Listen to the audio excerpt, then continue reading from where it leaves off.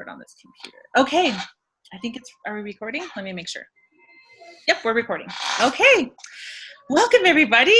My name is Olivia Vota, and I am one of the founders of Altus Family Library Academy, and I'm the current chairperson, chairwoman, superwoman. I don't know what we're going to call the chairperson.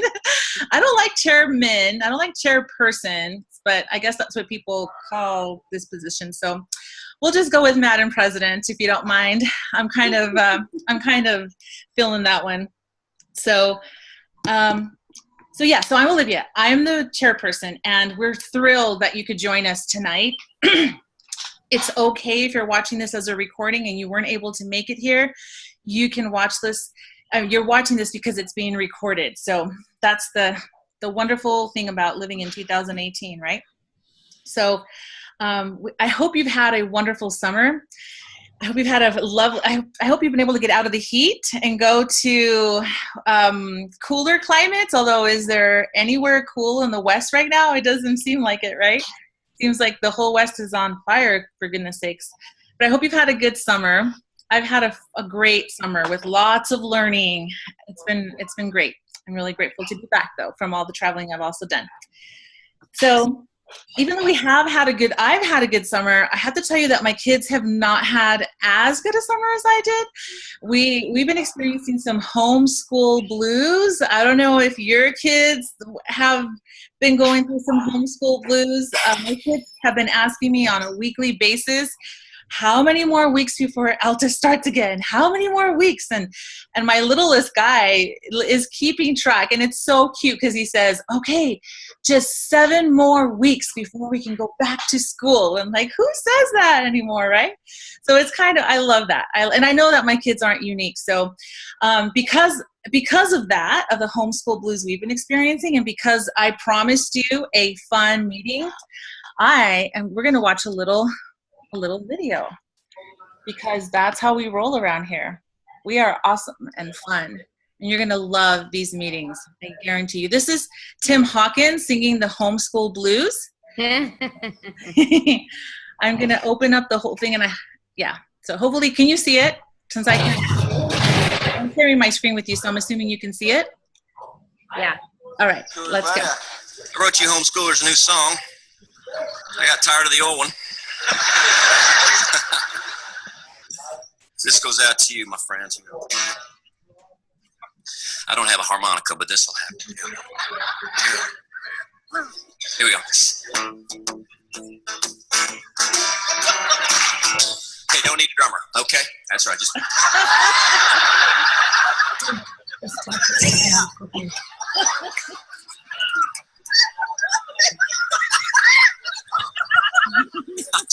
I'm just being serious. That's all right.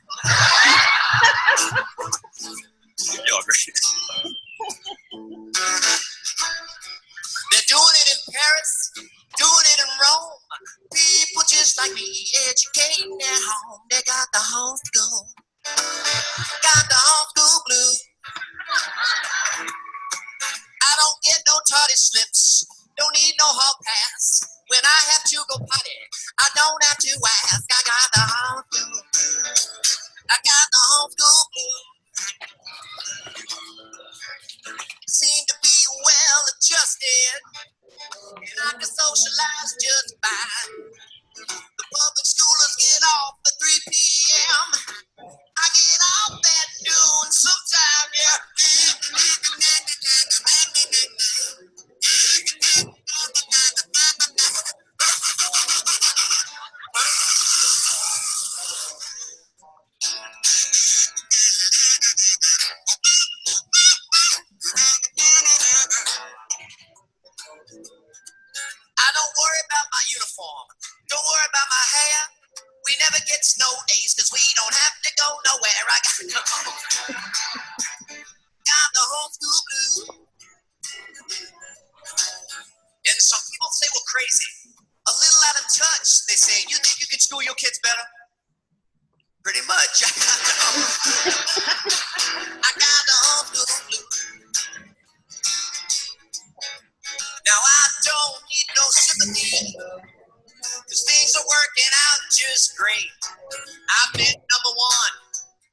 first in my class for going on 5 years straight. When my mama's talking to herself, it makes perfect sense. I say she's only in a parent-teacher conference. I got a home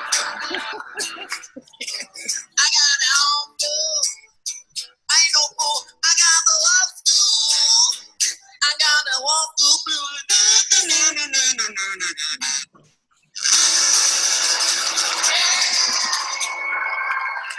Homeschool blues. Thank you. All right. Wasn't that great? Wasn't that awesome? He deserves a round of applause. Yes. Yes. So there you go. There's your fun moment for tonight's meeting. But I do believe that he's right. When people ask me, and I've been asked, do we believe that we can do it, that I can do it better? And I say, yeah, I do believe that I can do it better. And it's partly, I can say that in part because I know that my homeschool community has my back, and I know that I'm part of literally the most amazing homeschool community, and that's what you're a part of now that you joined if you're new to Altus. So anyway, I just wanted to kind of liven things up as we get started. Let me tell you that I want to express some really deep felt gratitude for our board, our general board, and especially our executive board. These women and men that some of you know and some of you don't know yet, but you'll get to know them, have worked so hard all summer to get us ready to start have a great start and have an awesome year. And I need to just do a little bit of some shout outs because they really deserve lots of applause and lots of thank yous and pats on the back for so much hard work. You really, it's a lot of work, and they have just, I've told them what, they've learned what they need to do and they've run with it. And so the first person that I want to thank is Lacey Bass. She is our junior school director. A lot of you have talked to her over the phone.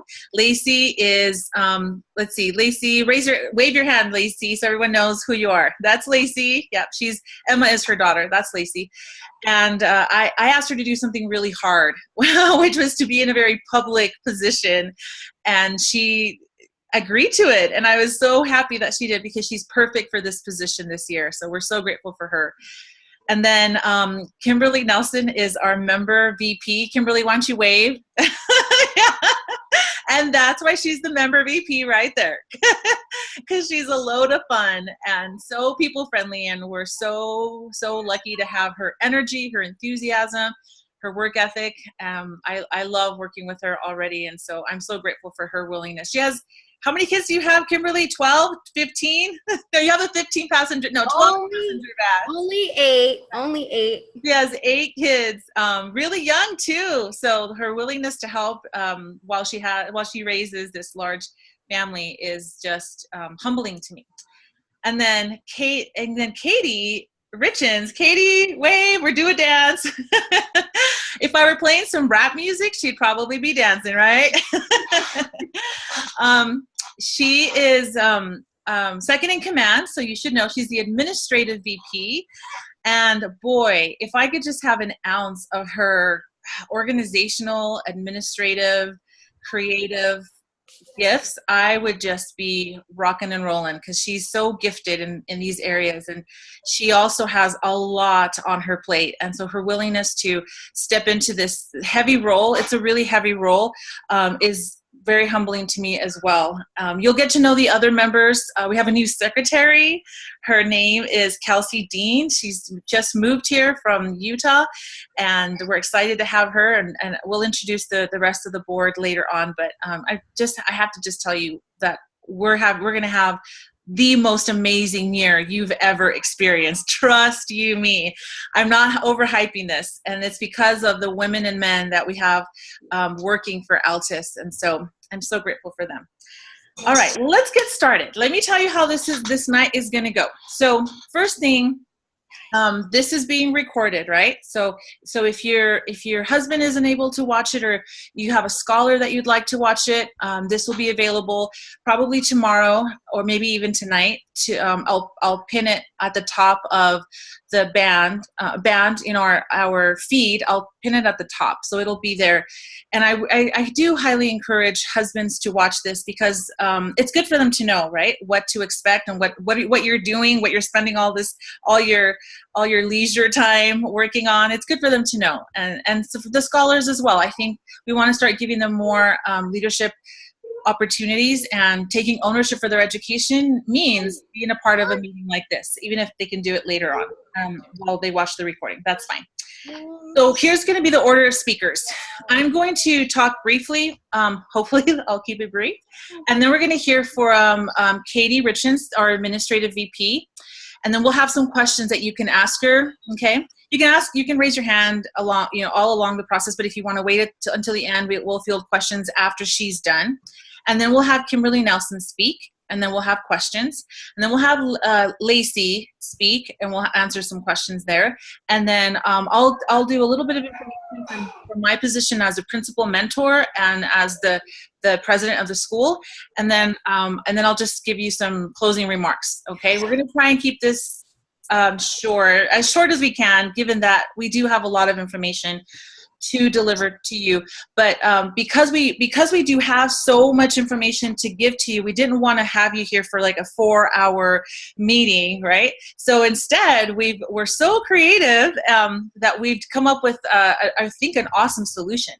We're in the process of putting together videos, training videos, information videos that are being uploaded on YouTube. And then I will post those on Band, and it's all going to be all of these things that you want to have at your fingertips. They're all going to be on one post pinned at the very top of Band, okay? And a link to all of these videos will be, so for example, one of the videos is, how do I get reimbursed for stuff that I buy? There will be a 2-minute video that you can watch. There's another video on we have a yearbook, the best yearbook ever. And so we would love for you to take pictures of your classes during the day if you see something awesome. And so how do you do that, right? So Katie put together another 2-minute video that shows you on Band where to go to create albums. So all of those little details that we don't want to cover at a live meeting, we're creating videos for. We've also created an awesome parent information packet that is all digital. You'll have access to that, and so you have a lot of these questions answered in print form as well. So that will be forthcoming. I'm hoping that we can get those videos and that parent packet to you by the end of this weekend. Okay. All right. So I had a really good question. Someone asked, Tiffany Earle, if you know her, she's the founder of LEMI, Leadership Education Mentoring Institute.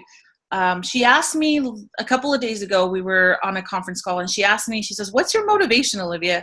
What's your motivation for starting Altus, for homeschooling your kids? And I have to say that my answer would be love. I love my daughter and my kids and my boys, right? My daughter and my boys. I love them tremendously. And when I moved to Tucson, forgive me if you've heard the story before, it's part of our founding story. And so I guess while I'm president, I'll just have to share it.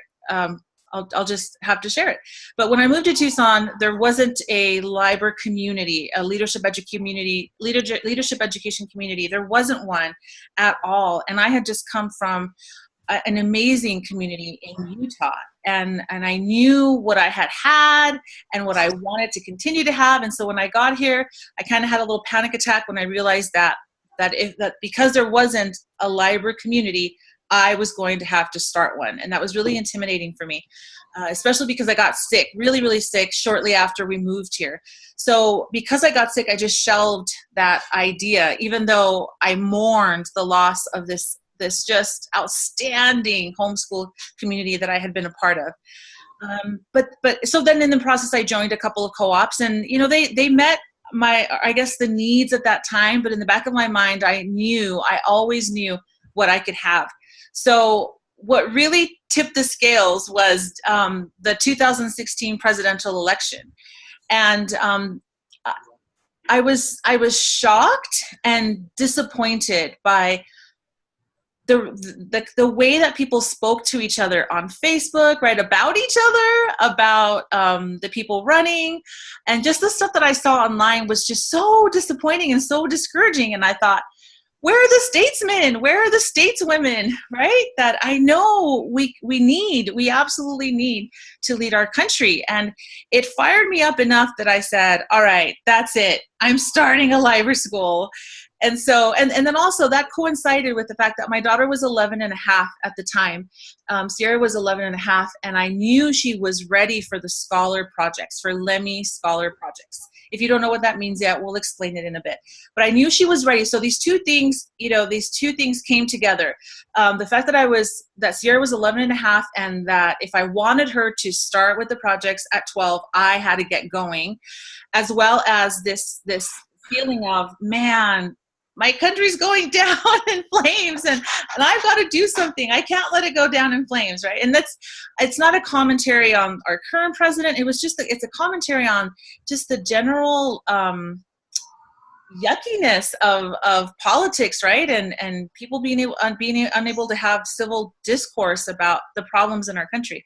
So my motivation was a love for my daughter. I wanted her to experience the scholar projects, and a love for my country.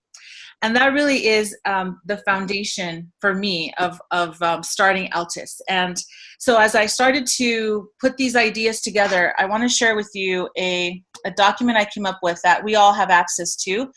It's called the Altus Creed. And basically what I did was I just started writing down what I believed. What do I believe? So can you see this? Kimberly, can you see this? Yes. Yeah. Okay, perfect. All right. So this is the Altus Creed, and these are things that I believe, and I hope you believe as well. So this is what we believe. We believe that everything rises and falls on leadership, that families, communities, institutions, and nations flourish or fail at the hands of their leaders. I really do believe that leadership makes that kind of a difference, where things fail if there's a lack of leadership, whether it's personal leadership in a family or institutional leadership, that really matters. We believe that leadership should be the exercise of moral influence, not coercion, in the service of leading others to new and lofty heights in the human experience. I don't believe in forcing people because of a position I have, whether it's as a parent or it's as president of Altus, to make people do what I want them to do because I know what's right. That's not how this works. It's to lead people through influence, right? To greatness and to new and lofty heights. I believe that. We believe that families are ordained of God, and that the most important work any of us will ever do is found within the walls of our own homes. This is so important to me because we can get really distracted with Altus, with outside projects, you name it, and then we find ourselves later on having neglected the most important work God has asked us to do, and that is the work that is found within our homes. We believe that education should mold one's character as well as develop one's mind. One thing you're going to find at Altus that we do differently is that we don't just focus on the intellect, not just on skills or knowledge. We don't just focus on those things. We recognize that character is equally, if not more important, and I would probably say even more important. Yeah, I would say that boldly, that molding one's character is more important than even developing one's mind, because if you have good character, you will develop your mind, but it doesn't necessarily work the other way. We believe that the sovereign family is the basic unit of a free society. Hey man, we're homeschoolers, right? We don't want the government telling us what to do or what we can't do. We believe that governments are institutions of men that derive their power from the consent of the governed. Again, this is extremely important because nothing that we enjoy today would be possible. The ability to homeschool, the ability to choose our own careers, our own paths would be available to us if we didn't have the kind of inspired government that we have today. And so that takes work. We believe that whether in our homes, communities, or institutions of work and worship, each of us will be called to lead at some point in our lives. I believe that as well. And there's going to come a time in everyone's life where they're going to be asked to lead people, whether it's just leading yourself once you become an adult or being a leader in the community. Those times will come, and I hope that people that are members, as they make their way through our school and the projects, that they will be prepared for those opportunities to bless others' lives. We believe that a leadership education has best prepares leaders to successfully answer those calls. And leadership education is the education philosophy that we subscribe to,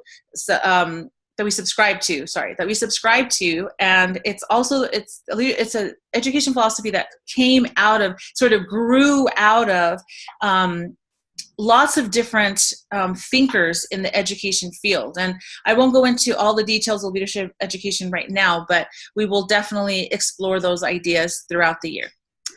All right, now let me share with you. So I came up with all these things that I believe, right? And then I thought, well, I need to narrow these things down. So then I came up with, I felt like I needed to prioritize these beliefs that I had. And these beliefs that I had, I kept coming up with different ways to visualize these ideas. And it wasn't until recently that I was able to finally come up with what I think describes what's in my head. And it's that there are principles, educational principles, life principles that we implement at Altus that make us very, very unique from, let's say, public school or even a private school. Like online homeschooling, like even that, we're really different. And here's how we're different. At the most basic level, the widest portion of this pyramid that you see here is that we're God-based, okay? That is extremely important for us. Now, does that mean that we all have the same religion? Absolutely not. That it doesn't mean that at all. But it does mean that at Altus, we recognize that God is in everything, should be in everything that we're learning about and talking about, and that our principles come from God, right? The truth that we seek comes from God, and it's got to square with what God has said. And that works whether you're Jewish, whether you're Christian, it's the golden rule. It's basically, we all agree on, I think most big religions agree on certain fundamental principles, including, for example, the golden rule, right? So we're God-based. Then the second level is that we're family-centered, okay? We weren't put together to be a drop-off school. And I know that there are lots of wonderful families who can't homeschool their kids because both parents have to work. And I feel for them, right? Because we're not designed to be a drop-off school. And it's because the family, after God, the family is really at the center of how Altus operates and why it works. Why Altus works, why Liber schools work, is because we're family-centered. That means that the family reigns supreme, and that Altus exists to support families, not to supplant the family, not to override the family. It's there to support the family as families strive to implement a leadership education. Right above that is that we are freedom promoting. Our community is freedom promoting. And what does that mean? I think this word freedom, liberty kind of gets tossed around a lot and maybe loses its meaning. It has lost its meaning perhaps.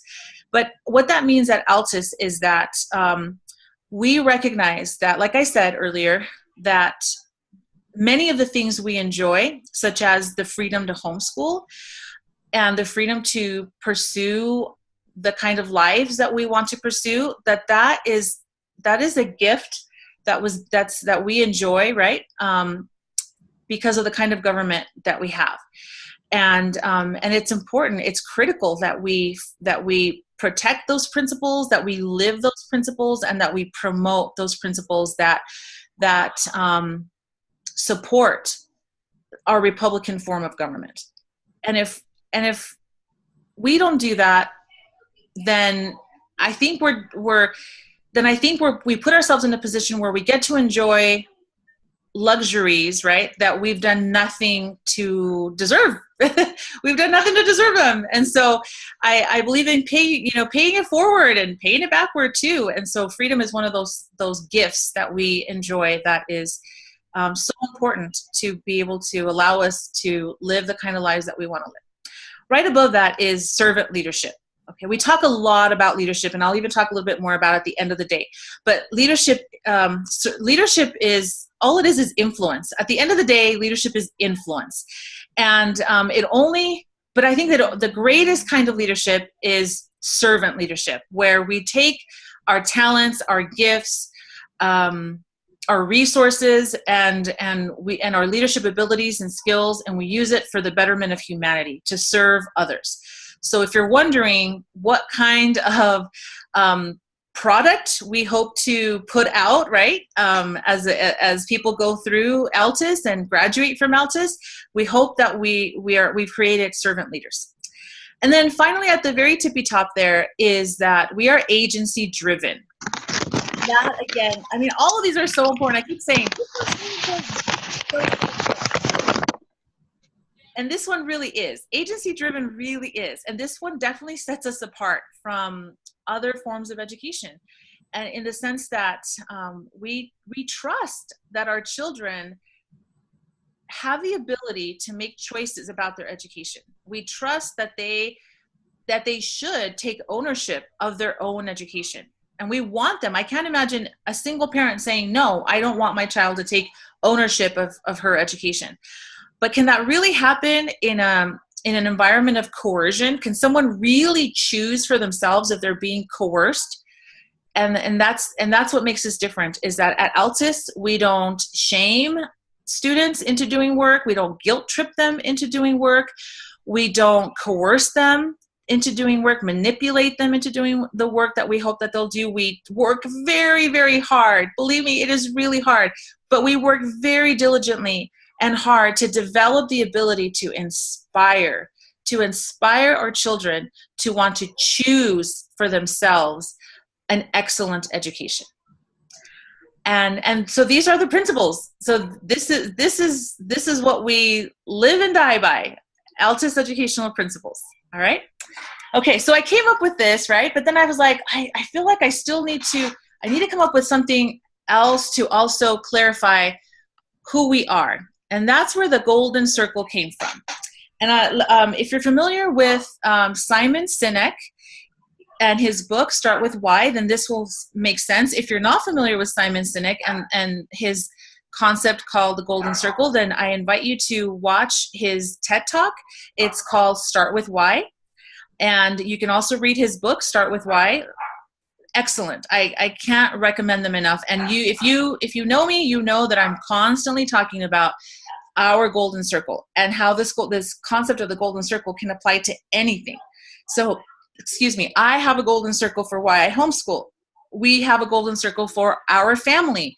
Why does our family exist? And what's the vision there? So this golden circle, Simon Sinek says that most organizations, they start by telling what they do, right? Maybe they sell a product, a service. And he says that that's not the most effective way to build a following and to build loyalty among people, because when you start with what you sell, what you do, what services you provide, you're competing with everybody else that communicates that way, and that way is not as effective, because then you start having to compete on features and benefits, right? So he says that that's just not the best way to start talking about who you are. And he says the best way to message who you are is to start with why, to start with what you believe. And he gives lots of great examples of companies who do that extraordinarily well, like Apple and like Southwest Airlines and also Harley Davidson, right? These are people who have incredibly loyal customers and who really identify with these companies as more than just a customer. So our why at Altus is that we believe that all men and women are called to fulfill God-given missions for the benefit of mankind. we also believe that individuals and families are happiest when they're living their missions. Now, you may not have known that when you joined Altus, but I hope that if this is the first time you're hearing this, I hope this connects with you at a very deep level, because I want my children to be able to figure out what missions God sent them with to fulfill in this lifetime. Because I know that if they fulfill those missions, they're going to be happy. They're going to be happy individuals, and their families are going to be happy. I don't know about you, but I know a lot of people, women and men, that are walking around unhappy, so unfulfilled, so unhappy with their work, with whatever it is that they're doing, because they don't know what their mission in life is, and they don't know what they were put on this earth to do. And this is not just like the gospel according to Olivia. There is there's a doctrinal basis for this. If you believe in the Judeo-Christian tradition, it's there. Trust me, it is there. God has it throughout the scriptures, right? Throughout the Bible, God calls people, individuals, and entire nations to do something special, to do something important, and when they do those things, they thrive, and they're happy, and these individuals as well. And so I believe that wholeheartedly, and I want others to be able to also find their missions. Now, how do we do this, right? Because we're talking about homeschooling. How do we do this? Well, we use leadership education to inspire our members with the vision, the mentorship, the support, and the community they need to discover and live their missions.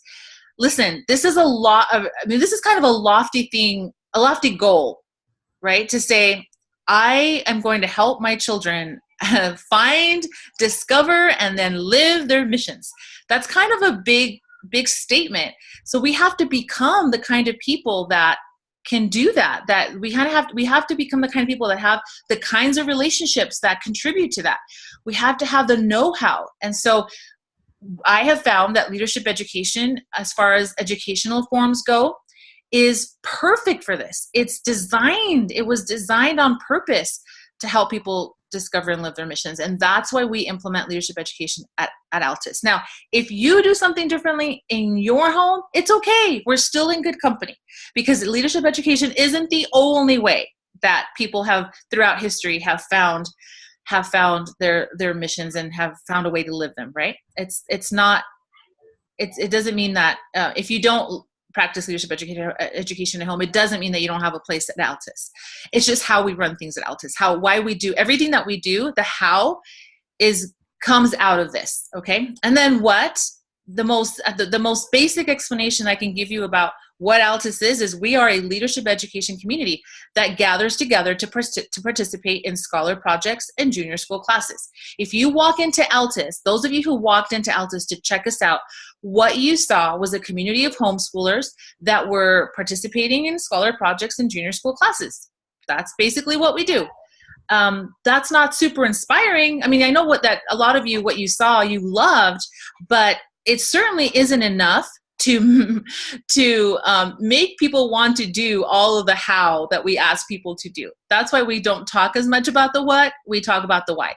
And my goal this year, my hope this year, is that every single member of our school, all the way from like the president, which is I am the president, all the way down to our children, will be able to articulate our golden circle, because that's really what should connect us. So it doesn't matter your political views, it doesn't really matter our religious views don't really matter, as long as we can connect on this idea that we feel that our children have divine missions to fulfill.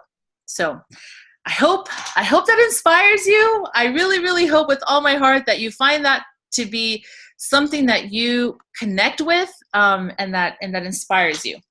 Now, let me tell you that this golden circle doesn't communicate the traditional vision and mission, right? Vision and mission, and I'm okay with that, because I think I like the Golden Circle better actually than talking about vision and mission. But I will tell you that our mission is, I just don't have it in a pretty little graphic, but I will tell you that our mission definitely is to help people specifically in Southern Arizona, because that, we're not going to try and help the world. We're going to try and help Southern Arizona. We really do believe that we can help people in Southern Arizona discover and live their missions by making leadership education available to anyone who wants it. So if you live in a teeny tiny town, I don't know, what's a teeny tiny town in Arizona? Oracle. Okay, we'll say Oracle. I know Oracle's a tiny town. If you live in Oracle, and you are a homeschooler, and or not a homeschooler, you're just a person, and you want leadership education for yourself and for your children, you should have it, right? But the interesting thing about the trick about leadership education is that it doesn't work super well in alone. Like, it's hard to do alone. You really do need a community. You absolutely need a community for lots of reasons that I will explain at a later time, not tonight. You need a community to help you do leadership education at home. So if that's the case, then we've got to grow. We've got to grow our numbers and to make that available. And so in order for us to grow our numbers, we have to grow our influence. And that means leadership. That's what we're about. It's because this is, after all, leadership education. So I'll tell you that is definitely our mission, to make leadership education available to anyone, anywhere in Southern Arizona that wants it, and to help them grow their own communities where they are. Okay? All right. Now, I don't want you to despair if leadership sends like alarms in your mind, like, I'm not a leader, I don't want to be a leader. Or if you have a child that would freak out if you said, hey, we're doing leadership education now, and you're going to be a leader when we're done with you. I don't want you to have that feeling. I don't want you to be intimidated, because leadership really, I believe that it's just influence. It's simply influence. We influence people to do good things, right? Certainly there's evil leadership and there's good leadership. We're after the good leadership. And the greater our capacity to influence, the greater our capacity to do good. I really believe that. And I hope you have a desire to, not only for yourself, to do good in this world, but to also raise children that are going to be able to and want to do good in this world. There's a lot of hurt in this world, a lot of bad things that are happening, ugly things that happen that need to be righted, a lot of wrongs that need to be righted. And those needs require good people with the ability to influence, who have the kind of education that equips them to be able to do the right thing. So I will talk at the very end. I'll share a story of an extraordinary community that did just that. So, okay, now for the rest of the show. Okay, so we're going to now have Katie speak. Oh, any questions or comments that you want to make about what the creed or the golden circle or the pyramid? I think we're going to have the cube later on. I'll have to come up with the cube since we have all these fun shapes. But any comments, anything you'd like to share, please feel free. This is a safe place to share your thoughts. Nobody? Okay. All right. Well, then let's move on to Katie. All right. So I'm going to mute myself, and then Katie, our administrative VP, will do her thing, and then if you have questions, you can certainly you can raise your hand while she's talking, but you can also wait at the end, and she'll field questions then. All right, take it away, Katie. Okay, so hi, I'm Katie Richens, and I am, as you know, the administrative VP. So I want to tell you a little bit about myself. I've got 6 kids. My oldest is almost 17 and my youngest is 3. And I've been homeschooling on and off since my oldest was supposed to go into kindergarten. And I first heard about leadership education soon after that, and have always incorporated it into our homeschooling. I really couldn't be happier about what Altus is as a community and what it's provided for our family. It's definitely been the missing piece in the puzzle for us. And I hope that you feel that way as you grow to be part of it too. So as the admin VP, I'm the person, as you know, who stands in if Olivia isn't available. I also work with our registrar, who is Ryan Allison, that's Kimberly's husband, and our treasurer, who is Dan Shumway, our website manager, who is Nate Mayer, and our historian, who is Andrea Peterson, and our fundraising coordinator, who is one of you. We don't have a fundraising coordinator yet, but we really need one. And if you're interested in helping us in this awesome and very important position, let me know or let Olivia know, and I will help you every step along the way. And the contributions, there we go, of having a fundraising coordinator are super needed for our school right now. So if you have any questions throughout the school year about the business end of Altus, I'm the person to come to, and I will help you as best I can. And now I'm going to explain just a few things that will help us get going in the school year so that you know what to expect.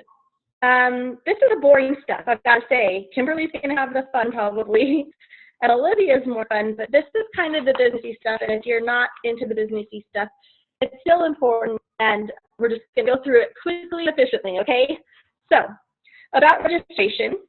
You guys all completed registration so far for the fall, so you have a general idea of how registration works. It won't always be exactly the same, but that's the basic way it'll work.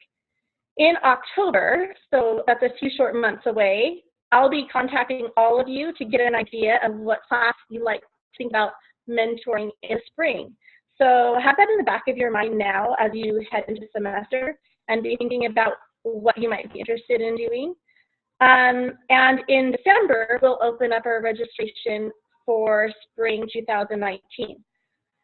So for the registration, we're going to have a 24-hour window within which to register because it's such a quick turnover between registration and the beginning of the semester. We don't have a whole summer to get things worked out, and we really need all that time to do all the things, put the class list together, get everything organized. So we'll have a 24-hour registration window. So because we're communicating that ahead of time, we hope everybody makes time during that 24-hour window to register and make that happen. So, okay, then the other part of registration is paying for classes. That's what happens after we register. Our deadline for paying for classes for this fall semester was July 1st. As a school, we have expenses that we need to attend to, and any lack of payment, it creates issues for us. I'm only mentioning this because I'll answer the questions at the end. Okay.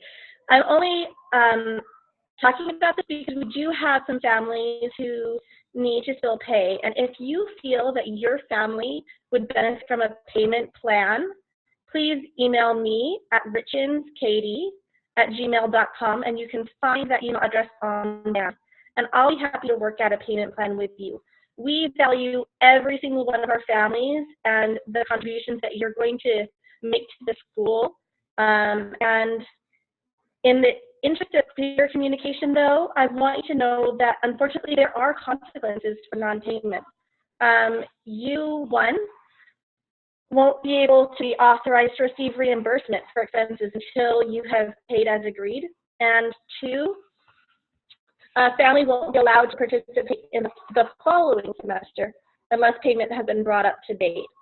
So I really am good at working with you and finding a solution that works for you and for us. We don't want to lose anybody over something like this, but please do communicate with me and I'm happy to help you.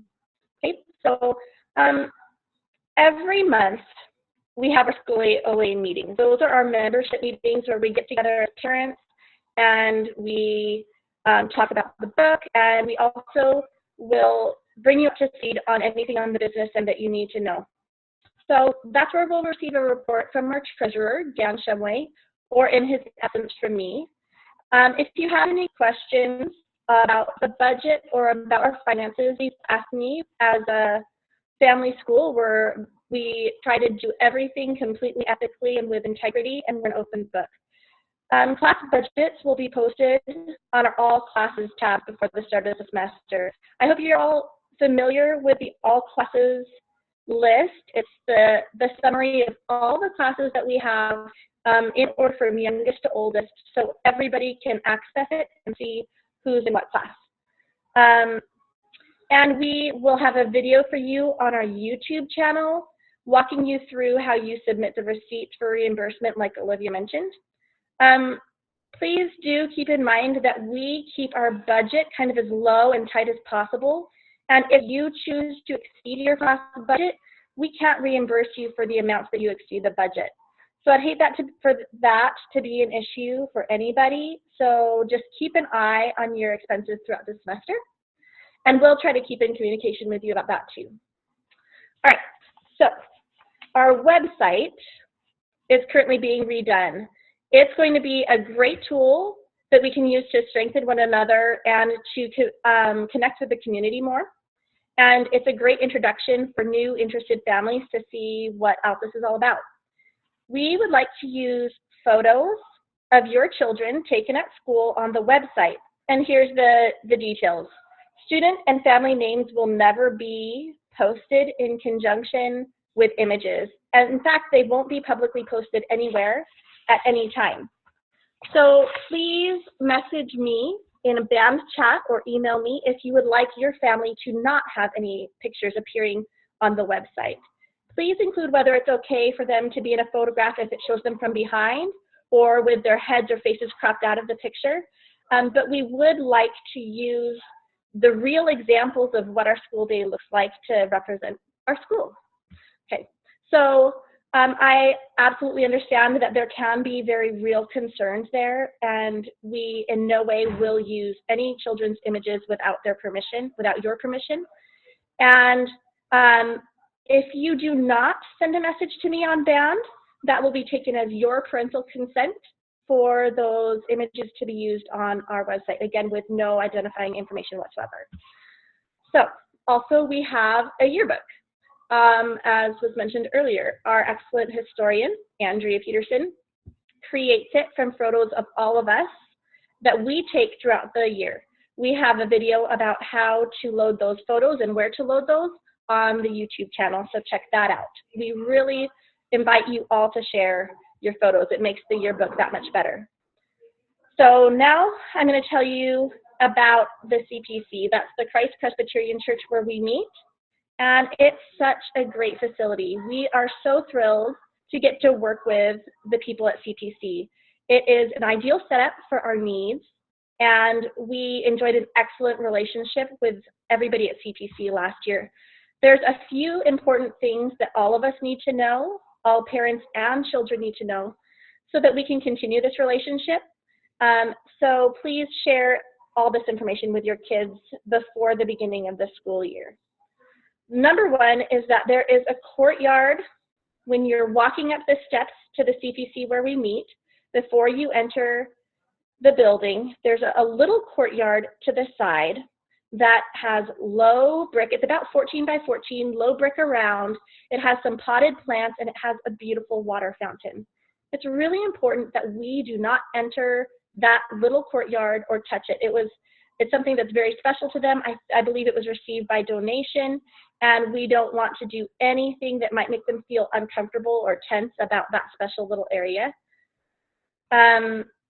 Then number two is that there are some off-limits area, another off-limits area, that is in Fellowship Hall. Fellowship Hall is the main room in which we meet. That will be the first room you go into when you enter the school, and where we'll have our opening exercises for the day. There's a stage at the head of that room that has a couple low steps heading up to it. And on that stage is a lot of equipment that they use for their worship service. And it's really important that we not even go up on that stage so that they don't feel as though their expensive equipment might be compromised. So let's try to keep an eye out to make sure that nobody is going up there, and let's help each other with that. And then the other thing about the CPC is that every room is used by the church also, and it has supplies in it. It has materials in it. It has things that are very interesting to our kids in it, but they're not for our use. They're for their use only. So we provide our own dry erase markers. We provide our own pencils. We provide our own books. We provide everything we can. We're using the room and the tables, but we're not using the materials. So come prepared so that you have on hand anything like that that you need to use. And we can use the whiteboards, but we don't use the markers that they provide there. Let's see. So that's a good thing to kind of remind your class as your mentor the first day of school, set that expectation at the beginning that, oh, there's certain things here that don't belong to us, we don't need to touch them, and there might be times throughout the semester that you need to remind your class, and that's just fine. And also this might be something that Kimberly touches on, but it's really important that as a policy, no student should be in a room alone. And no mentor should be in a room alone with a student. So it's for your safety, for their safety, but if you find yourself in a room alone with a student, you can ask them to please step outside for a few minutes until the rest of the class comes, or you can step outside yourself and ask the student to go with you. Or if you see a student or scholar in a room alone, or just young people in a room alone, you can kindly ask them to go out to the courtyard or leave and wait for their mentor to show up. So that's about it. I'm going to answer the questions. Okay, so Trista Hibbard asked, what would the fundraising funds be used for? And Lacey answered that they'd be used in helping pay for LEMI training. And there's other potential uses also. And we will be very open in all our communications about what we're using them for, and it will be by consensus. It won't be that we develop this fund and we're using it in the ways we decide without any information coming to you. So we'll cross that bridge more thoroughly when we get there. And first, we really need that fundraising coordinator. Any other questions? Katie, can I say something about the fundraiser? So our scholar projects are mentored by LEMI trained mentors, and that's really it's essential. I mean, you can't even you can't even mentor a LEMI project unless you've been trained by LEMI, and that runs around, what is it, like $400, a little bit, $420, something like that. that willing moms in our school and dads volunteer to pay out of their pocket to mentor a project. So all of these mentors that are going to be mentoring projects this coming year, like Gail and Kimberly and Katie and Lydia, they all paid out of their own pocket to get that training. And so it wasn't just paying for the training, they also paid for food, for gas, for travel expenses. So it's really designed, we'd like to offset that cost. Ideally, what I would like to see happen is that we pay for half of everyone's training. The reason why we wouldn't pay for all of it is because there have been situations in other schools where a mentor was their training was paid, all of it, and then they moved. And so then, we were kind of out that money and then out a mentor. So we feel like a fair amount to cover would be at least, half of that. So that's where that really would come in. Also, we would love to be able to have enough funds that if there is a family that's part of our school already or that wants to join our school that has legitimate financial strains that would keep them from joining our school, we'd love to be able to offer a little help on a semester, for one semester or something like that. And those situations have already popped up, and it's heartbreaking that we simply don't have those funds. In fact, when I started thinking about it, I thought, well, this particular family's cost, let's say it was $400. I don't know what it is, but if it's $400 and there are 37 families, if we each chipped in like $12 or something, 10 or $12, is my math right? 30 times 10 is like 300, so maybe $15 or something like that. We could probably cover right? The entire semester for them. But I don't expect everybody to pitch that in. It would just be nice if we could do that kind of fundraise for those sorts of needs that our school has. Okay, that's all. Yeah. Thank you so much. And I talk really fast. I know that. So if I went too fast and you want me to review something, just tell me. Any more question at all? I think we have 4 in the chat room. I'm going to pull this up now. Oh, okay. Yeah, and so this is being recorded, so I didn't want to pull them up when you were speaking. So, oh yeah, it looks like it got answered. Yeah. Looks like they got answered. Okay. Okay. Last call for questions, and then we're going to hand it to Kimberly, I think. Oh, yes, Amy. I have a question. So what kind of, do we have chalkboards or whiteboards in the room? So most of the classrooms that need it have whiteboards. Those classrooms tend to be used for the scholar projects only. Okay. Crown with Virtue, I believe, is meeting in one of those. But other than that, for the junior school classes, there's neither whiteboard nor chalkboard, I believe. Okay. In those rooms. Yeah. Thanks. Uh-huh. Any others? Okay, if you have any questions, please message me on Band or email me anytime. All right, is it my turn? Yes, Kimberly, go ahead. Okay. Woo! All right, do you all need to stretch a little bit? Because I'm getting antsy for sitting so long. So take a second, roll your neck, whatever you need to do. Okay, so I'm the membership vice president. I oversee the events coordinator, which is Dina Tippett, and we're planning some really awesome events. There are families all over, and some travel a great distance. So we really make it worth your while. So we try to have as few as possible, but make them really, really good. We had 2 retreats last year for the moms, and I think if you attended, you would agree with me that they were fantastic. So we're doing those, and then we're adding more. So we're really excited, and Dina's lots of fun. She's kind of my twin, I think. We just think the same, and we act the same. So if you see somebody that kind of looks like me, it's Dina. You mean your let's see. prime? I also oversee the volunteer coordinator, Christina Higginson, and she has done a great job and put together our rotating schedules and assignments. And those will be in the parent packet. And I'm assuming they will also be pinned at the top of our main Altus board, because we got lots of questions, and I think every week there were things that I had to look up because I couldn't remember. And so we're going to pin a bunch of those documents that you'll need right at your fingertips. The other thing that I get to oversee is our community liaison, and that will be Lydia Mayer. And she's going to be looking at resources in the community, how we can help them, how they can help us, how we can be more connected. So other than that, what I actually do really quickly, and I made a video, and let me tell you, I have appreciation for all those blogger people now, because I was trying to be serious because I wanted it to be, representing Altus, but that's not who I am. So I would watch them and just completely laugh at myself.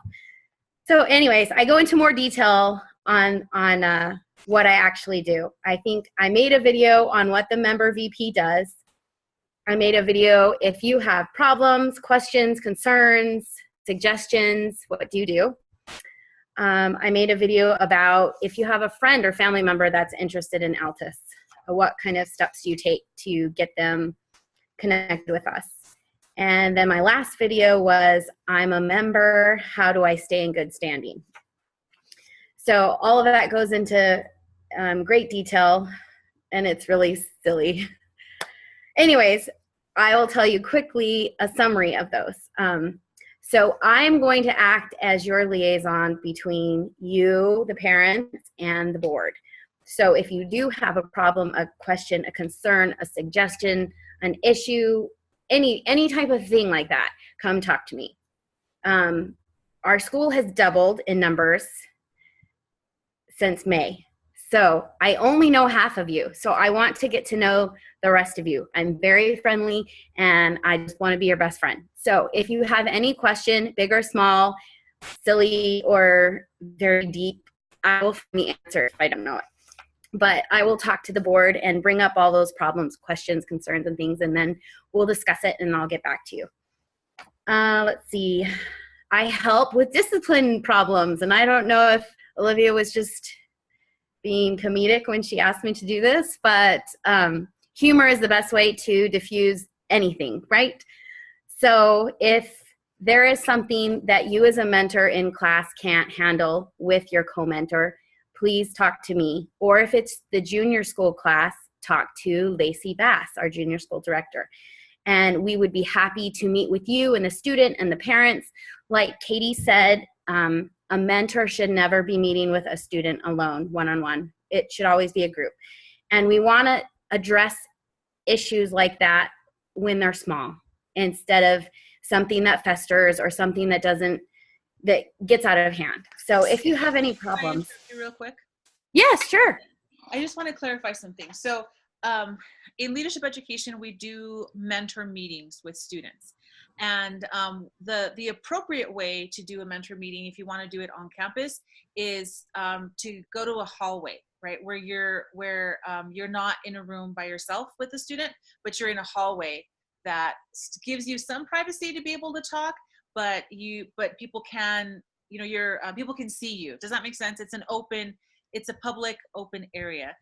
The other way that you could do a mentor call is you could do it over the phone as well. I prefer in person. So last year, Katie and I simply switched out from being outside in the hallway to do those those mentor meetings. So that would be an appropriate way to do a mentor meeting if you wanted to. Exactly. And that is for the scholars, so the older kids. You're not going to be doing that with the younger kids. It's just those LEMI trained mentors who are teaching the scholar projects, who are going to pull those kids aside and check up on them and inspire them and see how they're doing. But I mainly handle any discipline issues or things like that. Like Olivia said, we don't shame and coerce or manipulate or any of that stuff. But it's really hard, I found, with me, because I grew up that way. I grew up in that model of education that sometimes I default to it. So I'm here to help you kind of pull out of it and maybe see some different alternatives that you didn't see before. Anyways, if you have a problem, come talk to me and we'll figure it out. Let's see. Oh, I manage the membership directory. So that will also be pinned at the top of our band. If you notice that anything there is missing or wrong, or there's a typo, or I spelled somebody's name wrong, let me know and I'll make those changes. Let's see. I am the person that's going to represent Altus, kind of. If you have a friend or family member, I'm the one that they need to talk to. And then I'll interview them. Before you have them talk to me, though, it would be a wonderful idea if you share what Olivia just talked about. If you share Altus's creed with them, if you share the Golden Circle, if you share the education principles, which was the pyramid, right? Right. And Kimberly, those will be in video form as well. So if Okay. you feel comfortable messaging all that, right, you can say, let me send you this video. And Right. Super short. It'll be super short. Exactly. And the actual pictures, what word am I looking for? They will be in the parent packet.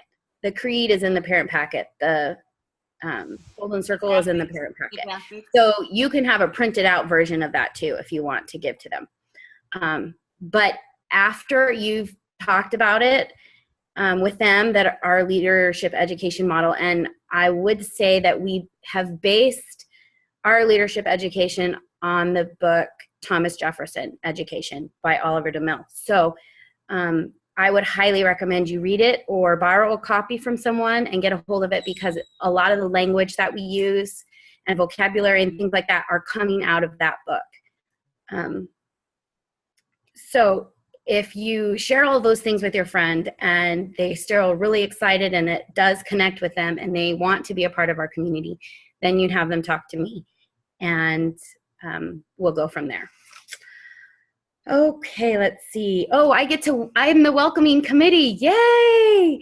So I want to be and know all of you. So if I don't know you, I'll be going around before school, during lunch, anytime I can. I love to chat and put all of your names, which I think I know because I've been doing the directory and all sorts of stuff. Put your faces with your names so I can say, oh, that's you, because I feel like you're friends already with me. Let's see. I hope you all feel welcomed, but know that if you feel a little bit lost and you don't know what you're doing, you're in very good company because half the school is you. So, and this is our second year. So Altus is a big, grand experiment in leadership education. So we're always kind of evolving. We're always tweaking. We're always changing a little bit for the better. So don't worry if a lot of this stuff feels like it's going over your head and you don't get it. Anything, because I know you will come up with questions. Maybe not right now, but as we start school, as you get your parent packet, anything that comes up, message me on Band, text me on my phone, any question, big or small. And then lastly, I maintain the records for family membership. Because we are at our maximum for families, yes, Olivia? Yes? We will start having a waiting list. So Altus requires just a very, very few things, but those things have to be met, like Katie said. It's attendance at our School A parent meetings. It's paid tuition, and it's mentoring a class. Those three things we really can't function without your help and participation. So I will be keeping track of those things and emailing you and letting you know, giving you an update if that membership becomes, I don't know what I'm trying to say. If it is in,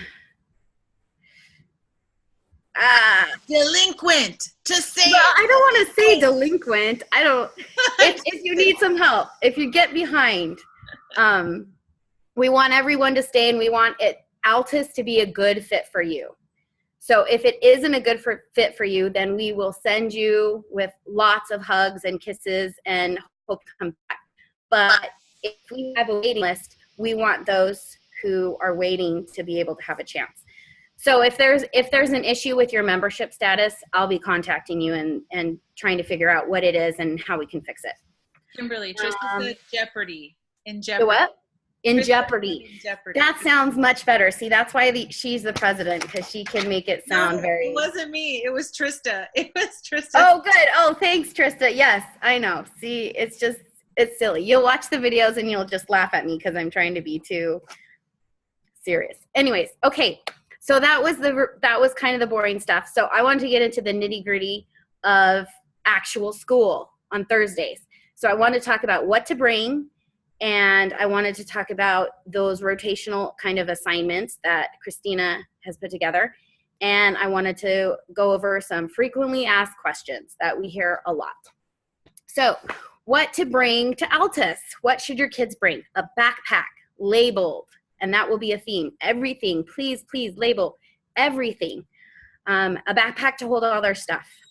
We also suggest you bring a water bottle, but we want a special kind of water bottle because we really want to take care of CPC and their church, their carpet, even water on the carpet, a wet spot, dust, and make a spot. So we've kind of experimented and found that if you buy a water bottle that has an auto seal, that means it needs a button to open it so that you can drink it. But as soon as you let go of that button, it closes. No straws, no things like that, because even if those no spill water bottles fall over, they drip.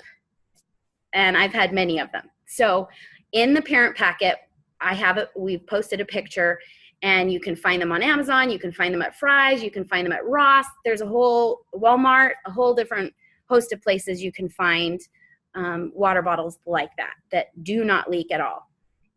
Let's see, so that would also be labeled, water bottles labeled. Lunch, so we eat lunch in Fellowship Hall or the playground. Those are the only two places that we like to have the food.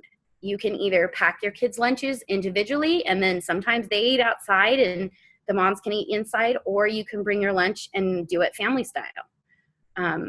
Whatever is easier for you and your family. In the backpack, you probably want your kids to bring some paper or a notebook and a pencil. Kimberly, can I interest you real quick? Yes. I was just told that we can use the microwave in the kitchen to warm up food, which is, I know, it's a big deal. That's huge. Yeah, it is huge, believe me. So we can use the microwave to heat up food, but the rule is only adults can heat up food, not even scholars. I'm sorry, not scholars, no child, only parents. And if you're gonna use the microwave, please get a paper towel and cover it so it doesn't splatter all over the place. And if it does splatter, please, please, please, please clean it so that we can continue to have that privilege of using it. Right. Well, I'm excited because that's new news for me to use the microwave. At CPC, we want to leave things better than we found them. So even if the microwave is not that clean, clean it out. Leave it shining. We want to build a really good reputation with CPC so that they know, oh, Altus, we love them, you know, that kind of thing.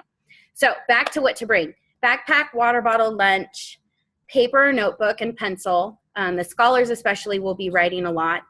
They will receive a binder that's specific to the project that they're taking. But I don't know if it's going to have extra paper in it, so maybe some paper. Katie went over this, but anything that you need to mentor your class. So if you're teaching art, you need all the art supplies for whatever project you're doing that day. If you need speakers, because you're going to play some music, you know, anything like that, make sure you think it through and bring what you need for your class. Label everything. If it's labeled, we can get it back to you. We do have a lost and found box, and there was always lots of stuff that got put at the end of the day at whoever was left cleaning into that box, and it's going to be donated monthly.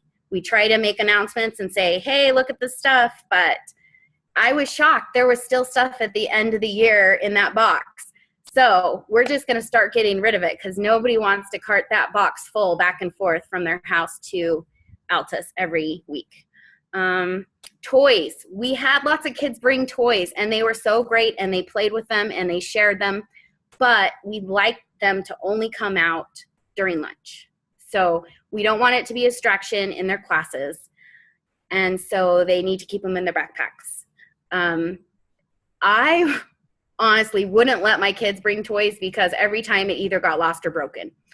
But that's just kind of how toys go. So as long as they know there's a possibility for it getting lost or broken by another kid and they're okay with that, then, you know, let them have it. But sometimes my kids brought things in their backpacks and I didn't even know till we got there. So, you know, it happens. But if you can, try to remind them to keep the toys in the backpack, unless it's for a class. Sometimes they do presentations or not show and tells. I can't think of the right word, as always, but they'll need them for class. So they're welcome to bring things from home and show and whatever, but we just don't want it to be a distraction. Okay, let's see. What do we, let's see. Sorry, I'm so excited. I'm excited to start. Okay, I will go over cleaning responsibilities. 2 or maybe 3 times a semester, your family will be assigned to clean after our school day at Altus. It should only be an hour. You will be assigned a zone, and you need to bring the cleaning supplies to do that zone. So whatever kind of zone it is, if you're doing bathrooms, you're going to bring different things than if you're cleaning up the courtyard or you're doing fellowship hall or I can't remember the other one. Anyways. Kimberly, can I say something about that real quick? Yes, you can. I keep interrupting you. I'm sorry. The reason why we ask you to bring your own cleaning supplies is because— I was going to get to that. Oh, I'm so sorry. Okay, never mind. That's okay. That's okay. You go ahead. Oh, okay. So anyways, the reason, like Olivia was saying, the reason that we do that is because you know your stuff and it's easier. CPC has one broom. And if you are waiting on a broom, then it takes forever. But if you bring your own broom and everybody does, then we have 4 brooms. The work goes that much faster. Their vacuum cleaner is atrocious. It's, I think, 100 years old. It leaves black marks on the floor, you know. So if you have something light and you want to bring your vacuum because you know you're in charge of the classrooms for that day, please bring it. It just helps everything go so much faster. We are going to have each class clean up their classroom. They'll have a little basket that will have some cleaning supplies so that they make sure that the classroom's tidy. But you'll have to just go in and check and do a vacuum of the carpet that if it needs it. So did I say what you wanted to say, Olivia? Okay, good.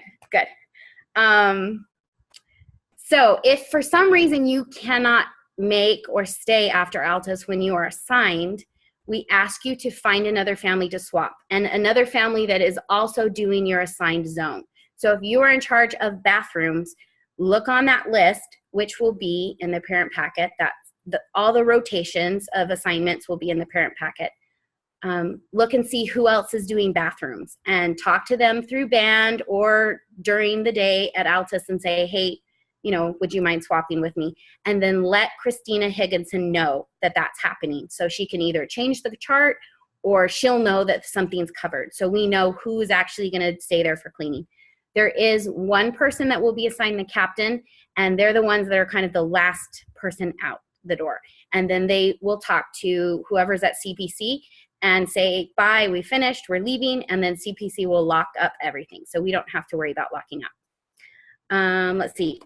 Every family will also be in charge of running opening exercises, and you'll do that just one time. It will consist of a song, and I don't know if we'll actually have a songbook, maybe, Olivia? I don't know. I hope so. I'm trying really hard to get it done by the beginning of the semester, but it'll probably load in sometime during the semester. Okay. Well, in other times, you can use your phone and hook it up to Olivia's speaker and play whatever patriotic song you want. Or sometimes we've had dance songs and just, you know, got the wiggles out and got energized for the day. So we have a song, an opening prayer. Someone will do the pledge, lead the pledge, and then we ask you to finish with an inspirational thought. So then we turn the time over, whichever family does that, and you can decide between the members in your family who wants to do what. We'll turn the time over to Olivia or whoever is the president for announcements and birthdays. And that should only last from 9:15 to 9:30. So if you've got the devotional, we want everybody to be on time, but please even be 5 minutes early. That would be fantastic. Okay, so I just finishing with a couple frequently asked questions. Let's see. What do I call everybody at Altus? And we have decided that the women will be called Mrs. last name, and the men will be called Mr. last name. So I am Mrs. Nelson to all your kids, so that there's no kind of weirdness, you know. But, you know, I'll respond to, hey, Mom, or whatever, that lady. But to show respect, we're going to call each other Mr. and Mrs. last name. Let's see. Can I make appointments or run errands during my Altus school day? And I hope everybody knows the answer to that, but that is no. You please must stay on campus for the entire Altus school day. If there is some huge emergency and you do need to leave, please talk to Olivia, Katie, me, or Lacey, and let them know what is going on and why you need to leave. But please, you can do all your errands. I know, because some people are driving a long way to Tucson, so you want to pack in all the things that you have to do. But at 2:30 or 3 o'clock, when Altus is over and you're finally leaving, that's when you do your errands and make your appointments, because that's what I do too. It's kind of like a big Costco party when everybody leaves Altus. Let's see. Can my friends come to school with me? Yes and no. Your friends are welcomed if their parents come with them. We are a family community, just like Olivia talked about. So if your friend is interested and wants to experience Altus, we want their parent there with them because we want them to see and experience what Altus really is. What about siblings? Now we have some families who Kimberly, sorry. Yes. Sorry. Okay, there is one thing about that as well. Sure. If you do have somebody coming, a visitor, please, please, please give us a heads up so that we can let the mentors know that they're going to have an extra kid in art class or an extra kid in STEM class, because sometimes school would start and we would have people that we didn't know were coming, and that puts, you know, the teachers in a bit of a bind if they don't have enough supplies for everybody. So as a courtesy to them, to the mentors of each class, please give us a heads up a day before, as soon as you know that someone is coming. And you can let, if it's a child that's going to be in the junior school, then let Lacey know and she'll let the mentors know. If it's someone for the scholar projects, let me know and I'll let them know. And if it's both, you have a family with scholars and with junior school kids, let us both know. Let Lacey know and let me know, please. Okay, that's it. Thank you, Olivia. You are so excited. You just answered my next question. What about siblings? Yes, because some of our families have kids that are attending Altus and then kids that are attending other schools, and their breaks fall differently, and we've had siblings attend. So yes, you need to let the principal mentor or the junior director know that they're coming, but siblings are more than welcome. The other thing that we ask is if they are planning on attending at some point our Altus Day, they need to pay the $11 insurance fee so that everybody is covered. So if my husband wants to come and attend and help with a class and do what, you know, on one day, then I will pay for him to have that insurance. So yeah, that was all that I had. And I feel like I just blah all out at you. So does anybody have any questions? A lot of the things that I went over are in the parent packet. So if you didn't take notes and if you didn't feel like you caught everything, it'll all be down in writing so you can look at it and go through it really slowly. Kimberly, Yeah. is the insurance fee that you'd pay for your husband one-time use only, or is that one time that he gets to come for several different times? It's a good question. It's $11, but that $11 is the entire year. So he can come as many times as he likes for the $11. So if there's a possibility that someone from your family is going to be coming, and I know we have families who are fostering kids, and so those kids will kind of rotate in and out. They've paid for an extra one or two or whoever to have that insurance so that we're all covered. Oh, yes. Trista, right? Yes. Okay, good. So I have a personal question, I guess, and I can email this if that works better. But I'm one of those people that has kids in a private school and in Altus. Mm-hmm. And my kids were down in Salvarita, and my kids get out of school at 2:30. And Altus gets out at 2:30. And so I'm trying to come up with a solution for that. Everybody that I know so far that either works at the school or has kids going to that school, everybody that I know actually works there. So they are not able to bring my daughter home. And so I'm trying to figure out what I can do to be able to get her and so on. I know that the classes that I'm co-mentoring are in the first 2 hours, but I remember when my planning period and my classes, and I need to be around for cleaning. And so I'm trying to figure that out. But if you have any suggestions. You know, off the top of my head, I am not quite sure, but I'm sure we can talk as a board and we will find some sort of solution because we don't want to leave your kids stranded. And I know you want to pull your fair share weight and help with the cleaning and all that stuff. So we'll figure something out and I will get back to you.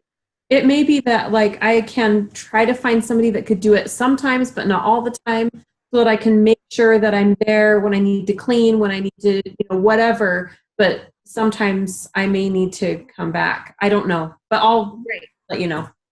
Yeah, no, please.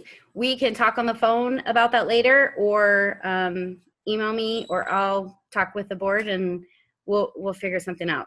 That's an easy problem. So Sorry. Thank you. yeah. Anybody else have a question? I can't really see everybody, so I don't know if you're raising your hand. So unmute your microphone. So I have a question. Oh, okay. Amy, right? Yes. Okay. So Hi, Amy. we have, what are they called? Where we go and we do an event, or we go to a place. Field trip? and A field trip. Are we supposed to take field trips during our class where we go off campus, or are field trips on campus? Well, most of our field trips have been outside of the Altus school day. And for the junior class, there really haven't been many.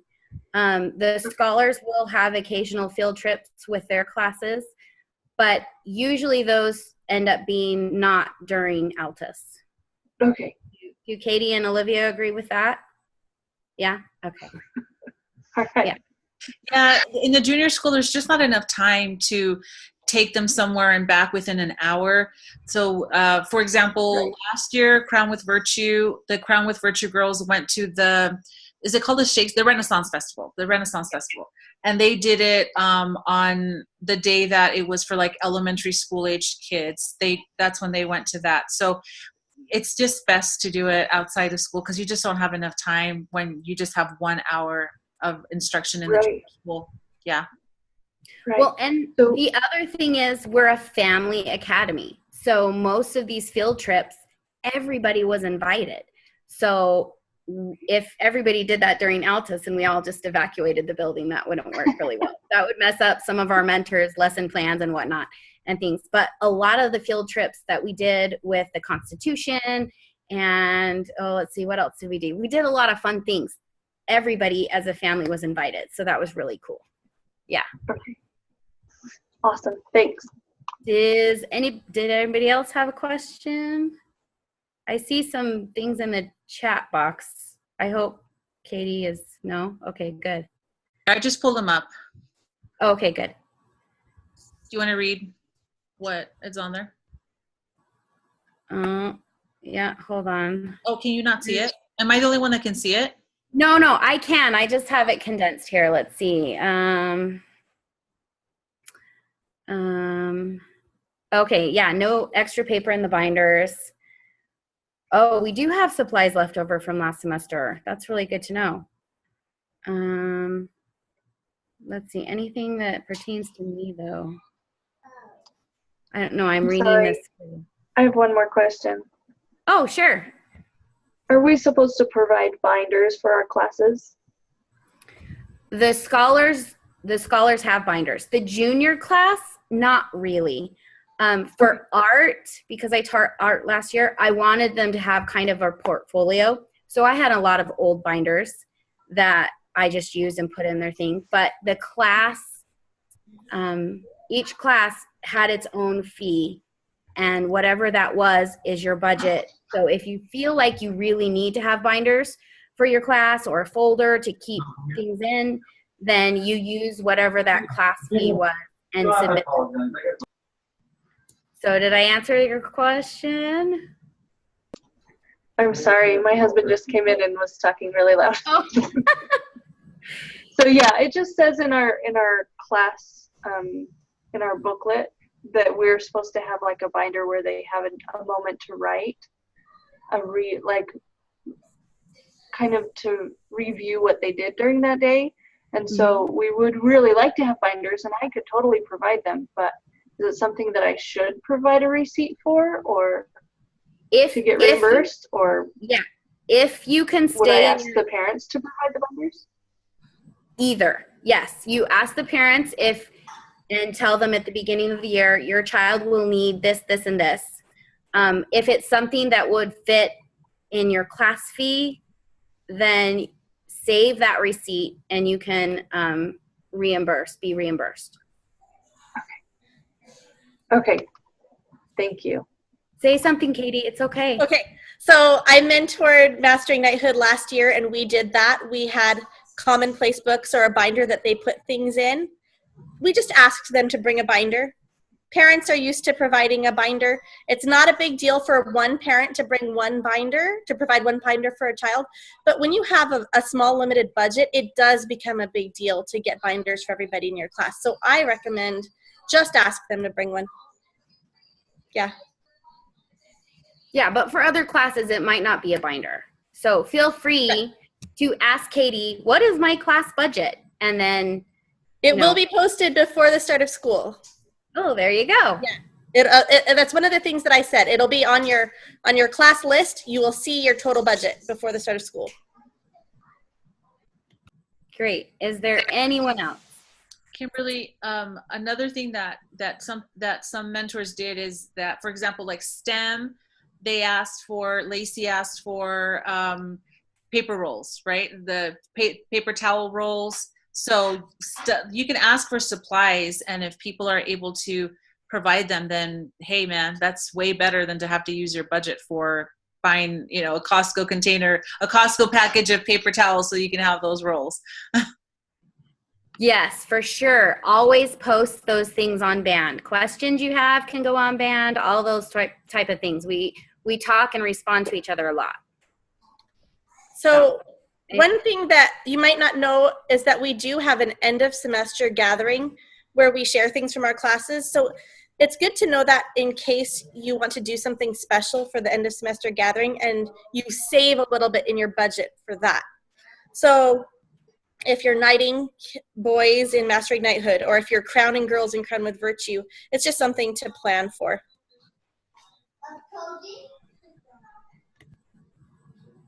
And to save some of those things for display, right? Absolutely. We like to set up displays of each of the classes or classes. Yeah. Okay, I think that's it.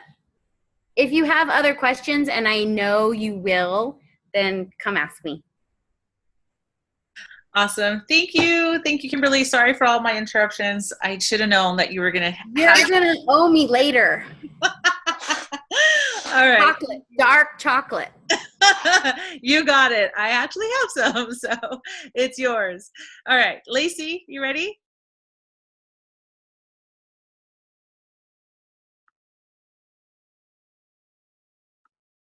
We can't hear you, Lacey. Oh, there you go. Can you hear me now? Yes, we can. Okay, we're in business. Okay, so I'm Lacey Bass. I'm the junior school director, and my role is to share the vision of the junior program. So I have the unique opportunity to be available throughout the day to ensure that the needs of the mentors and the children are being met. So any questions, comments, problems, or concerns will go through me, and if I don't have a ready solution, then I'll find one. So I'm the first contact with all things concerning the junior school. I work closely with the rest of the executive board and will pass on any pertinent information that needs to be addressed at that level. So consider me a resource, a coach, a mentor, and a bridge connecting the junior school to the rest of the school. I'll be regularly visiting classes, lending a hand, and helping carry out the mission of I want to talk about nursery for a little bit. So we are so excited to have 15 kiddos in our nursery this fall. We have incredible mentors lined up to serve our youngest students.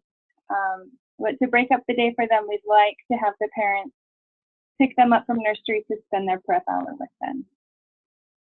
If you have a child in nursery, please bring a snack for the day. The Knights from Mastering Knighthood learn what is called the Hero's Creed.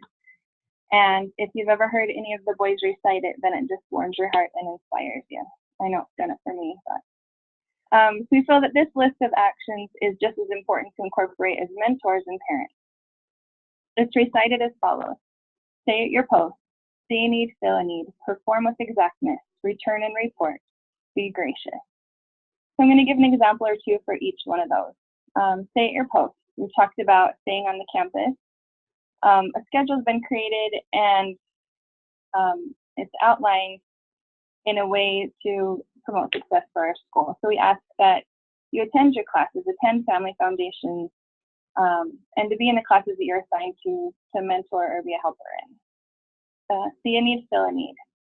This can look like covering a class for a mom who's looking for a sub, while it's important to be at school each week, we do understand that life happens.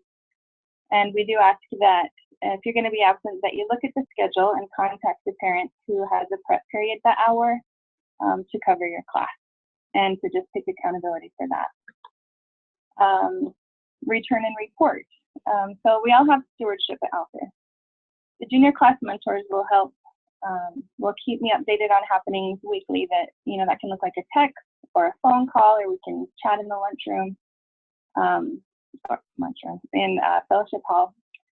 And it goes both ways. If you're seeking an answer to something, then we're accountable to return and report on those things as well. Be gracious.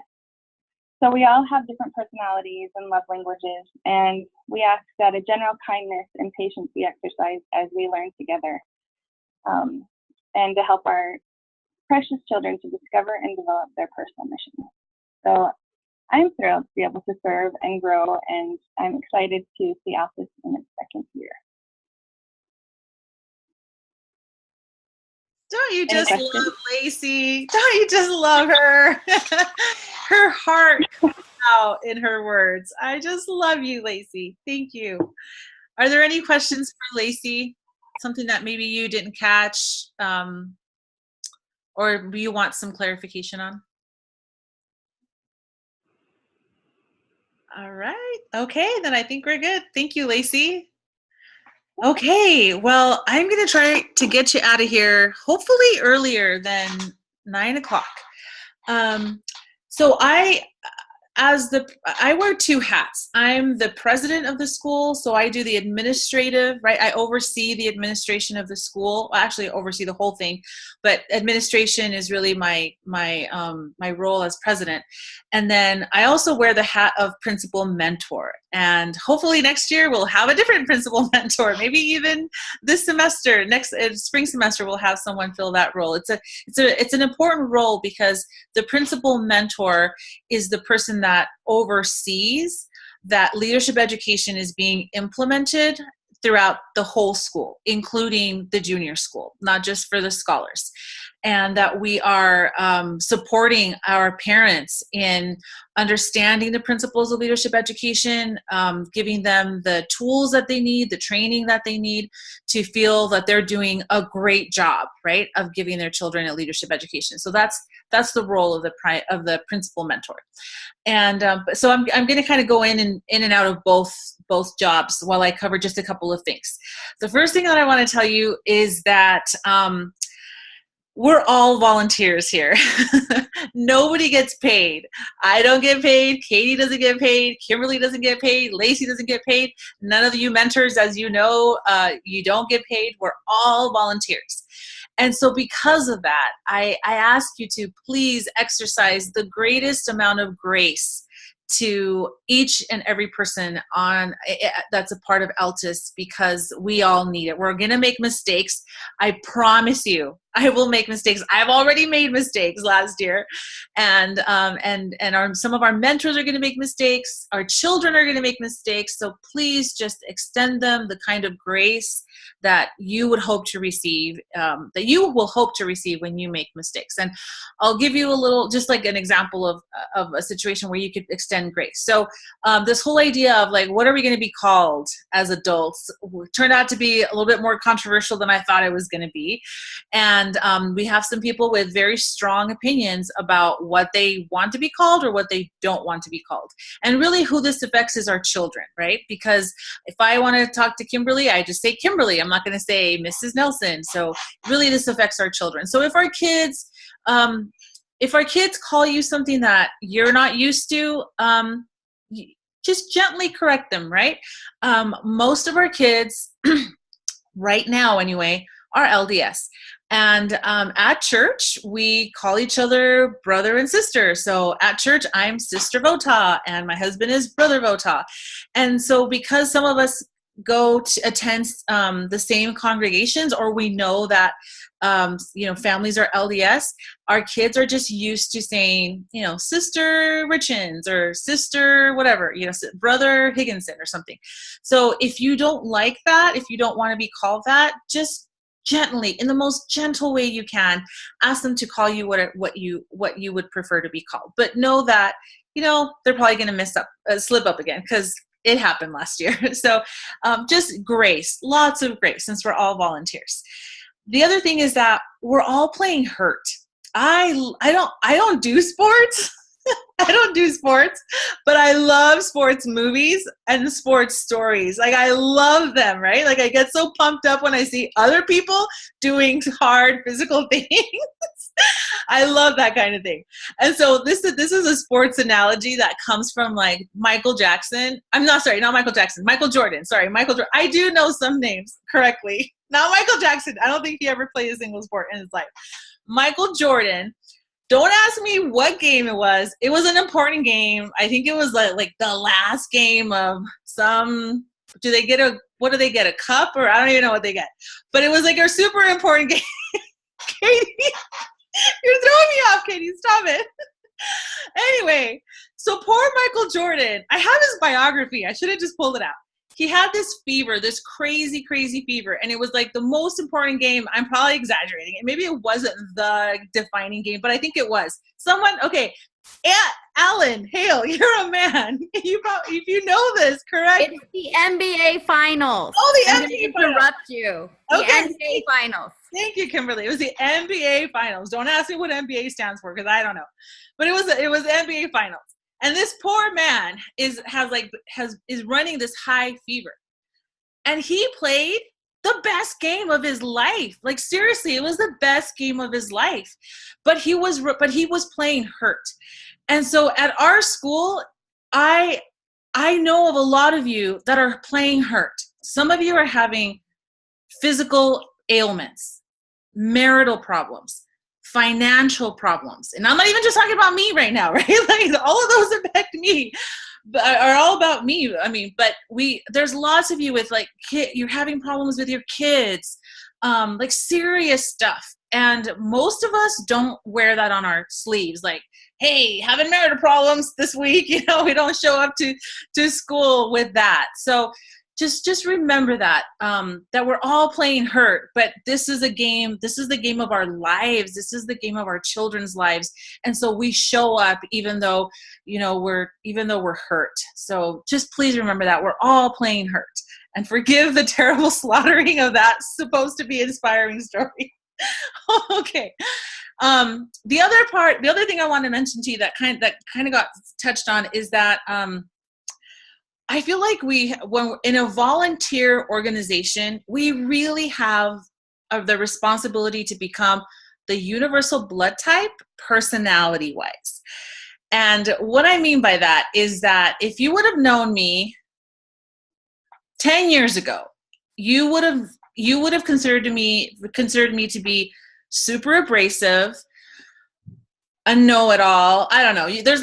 Just think of I'm a red. I'm wearing red. I'm a red personality type, okay? I'm like the take charge kind of person, and the one that like shoots first and then aims after. That's me. There you go. I usually shoot first and then I aim after. So I wasn't super people friendly, and I didn't even like people about a decade ago. And so, but I went through like the school of some hard knocks, and I realized that people are the most important thing in my life, and that I wanted to become the kind of person, and I'm still working on it, as you will soon find out. I'm still working on becoming the kind of person that others feel comfortable around, that others feel uplifted by, right? I want to uplift others. I want to be an encourager. I want to be everyone's like number one fan. But that took a lot of work, and I'm nowhere near where I'd like to be. And so what I'm suggesting to you is that sometimes we don't know what we don't know. I really did not know that I was as abrasive as I was. And when the mirror got held up to me, because I read a particular book that I'd like to recommend, it's called Personality Plus. What's the author? I always forget her name. Florence Littauer. Personality Plus. Look, you can choose another personality type book if you want. I love this book, and I talk about it all the time. I reference it.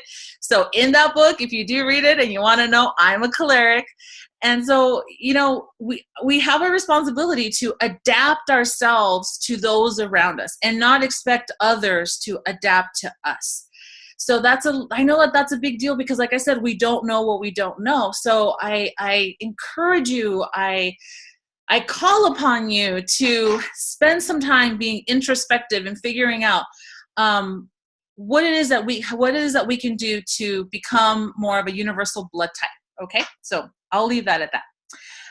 The other thing is that we represent. This makes me so happy. We represent multiple faiths at Altus, even though the majority still are LDS. We do have people of other faiths, and we also represent different political views. So, it's not correct to assume that we're all conservative or that we're all alt-right, okay, or that we're all independents or whatever. We're all like super different. And yeah, I'll post the title, Trista, you bet. I just thought what she posted in the chat box.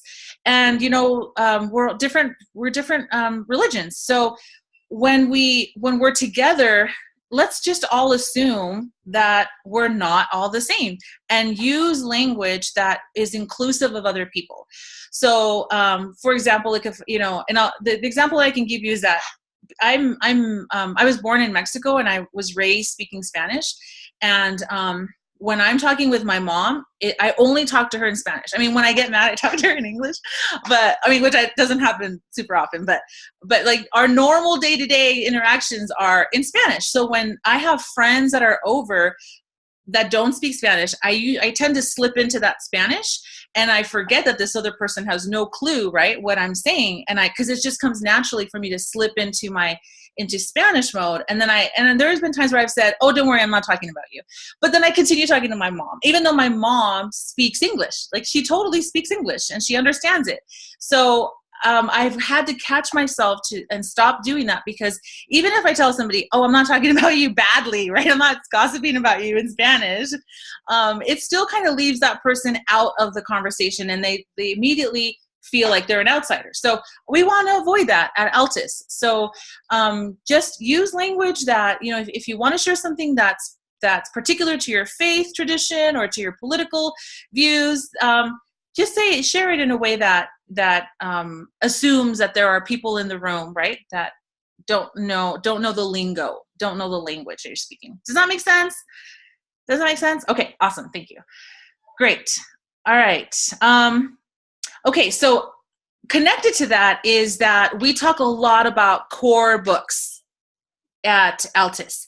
And what a core, if you're not familiar with core book, this is the book that is usually sacred scripture to people. It doesn't have to be holy scripture, but for most people, it is holy scripture. And at Altus, we talk about God and we share personal experiences we've had in our walk with God. And so it's okay to share from your personal core book. Just don't assume that everyone knows what scripture you're referencing. So if you want to share something from the book of Matthew, right, then by all means share it. But this is how I would recommend that we could do it. And there's not just one way to do it. This is how I usually tend to do it is if we're in a discussion, in a colloquium, right, in a book discussion or whatever discussion, I would say, oh, that reminds me of a scripture in one of my core books. I would love to share it. It's found in the Bible, right? And it's in Matthew. And I don't even need to know the whole reference, but I would just start off by saying, I'd love to share a scripture that reminds me of a scripture from one of my core books. That way, right? That way I immediately invite others and not assume, like if I start spouting stuff from the Book of Mormon, because I'm LDS, it's one of my core books, someone might know there might be people who don't know the story of Ammon, and so like, who's Ammon? I don't even know who that guy is. And immediately I've just excluded somebody from that experience. So feel free to share from your core book. Just reference it. That's all I'm saying, okay? Any questions about that? Awesome. No questions. Okay. All right. So Kimberly or Lacey might have talked about this. I can't remember who's talked about it, but we want to know how you're doing and how your class is doing. And so we really, really want you to actually, you know what? I'm going to move. Sorry, never mind. I'll talk about that in just a second. So let me move on to the next thing. Okay. As you noticed, the how in our golden circle really it talks about education, and it means that we are really what it means is that we're a learning organization, and this is critical to understand and to buy into, because we're not a drop-off school, and we don't pay our teachers, right, to be the people who are learning what to teach our kids. Like, we do that work. We do that heavy lifting of knowing how to mentor our kids and what to mentor our kids. So we are a learning organization. I believe that if we are not a learning organization, we will die. Altus will collapse and it will die, and it will become irrelevant if we are not learning and growing and becoming better. So to become better, we really do have to learn. So that happens in various ways. One of those ways is LEMI training. LEMI training isn't just for people who are going to mentor a particular project or a specific project.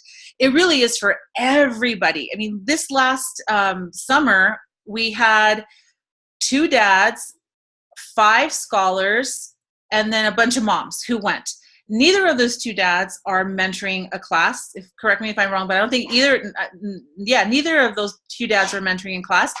And I think 2 out of the 5 scholars, maybe 3, are mentoring in class, but not all of them are mentoring in class. They just went for their own education, for their own training to become better mentors themselves.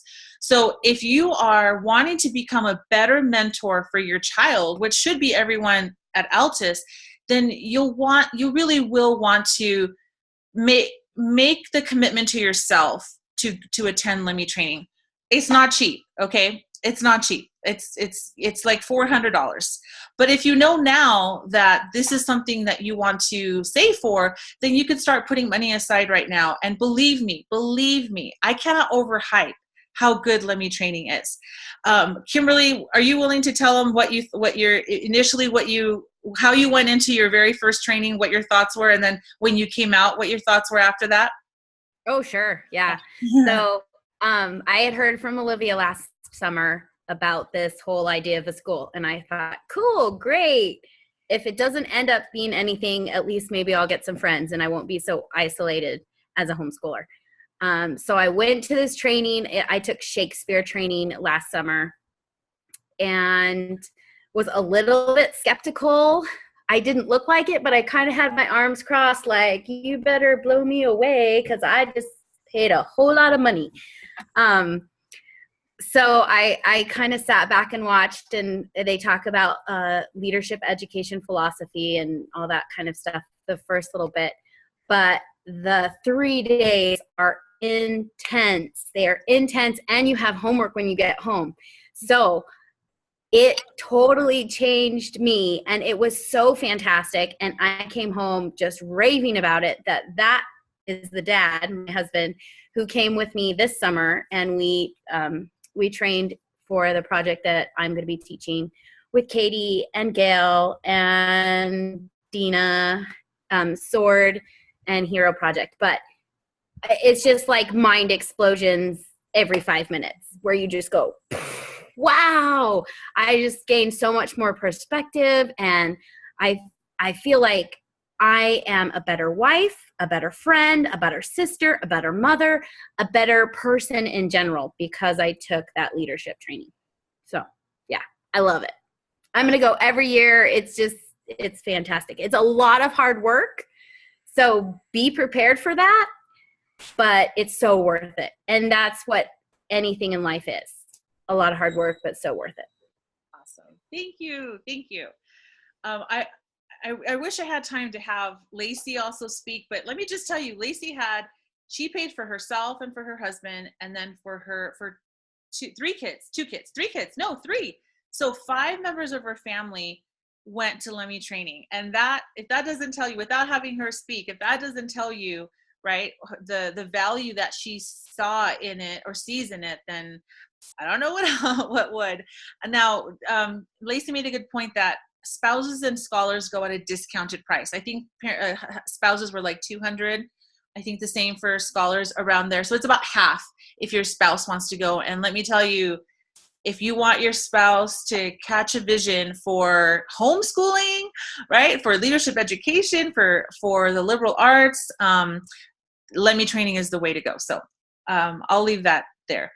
Okay, so that's one of the things that we do to that fulfills this need of us to be a learning organization. The other one is our parent nights. Okay, these used to be called like the parent meetings, right? I hate meetings, and I'm sorry if you like. I'm not going to make my goal of getting you out of here by 9, but I don't like meetings. I don't know very many people who do. But I do like get-togethers. I love having parties, and I love getting together with my friends. So our parent meetings are called Scole Ole, and if you want the reference for that term of Scole, it's from a fabulous book called Teaching from Rest by Sarah Mackenzie. It is like balm to the homeschooler's soul and heart. If you think like you're messing up your kids and you're just not doing anything right, read that book, or better yet, listen to that book.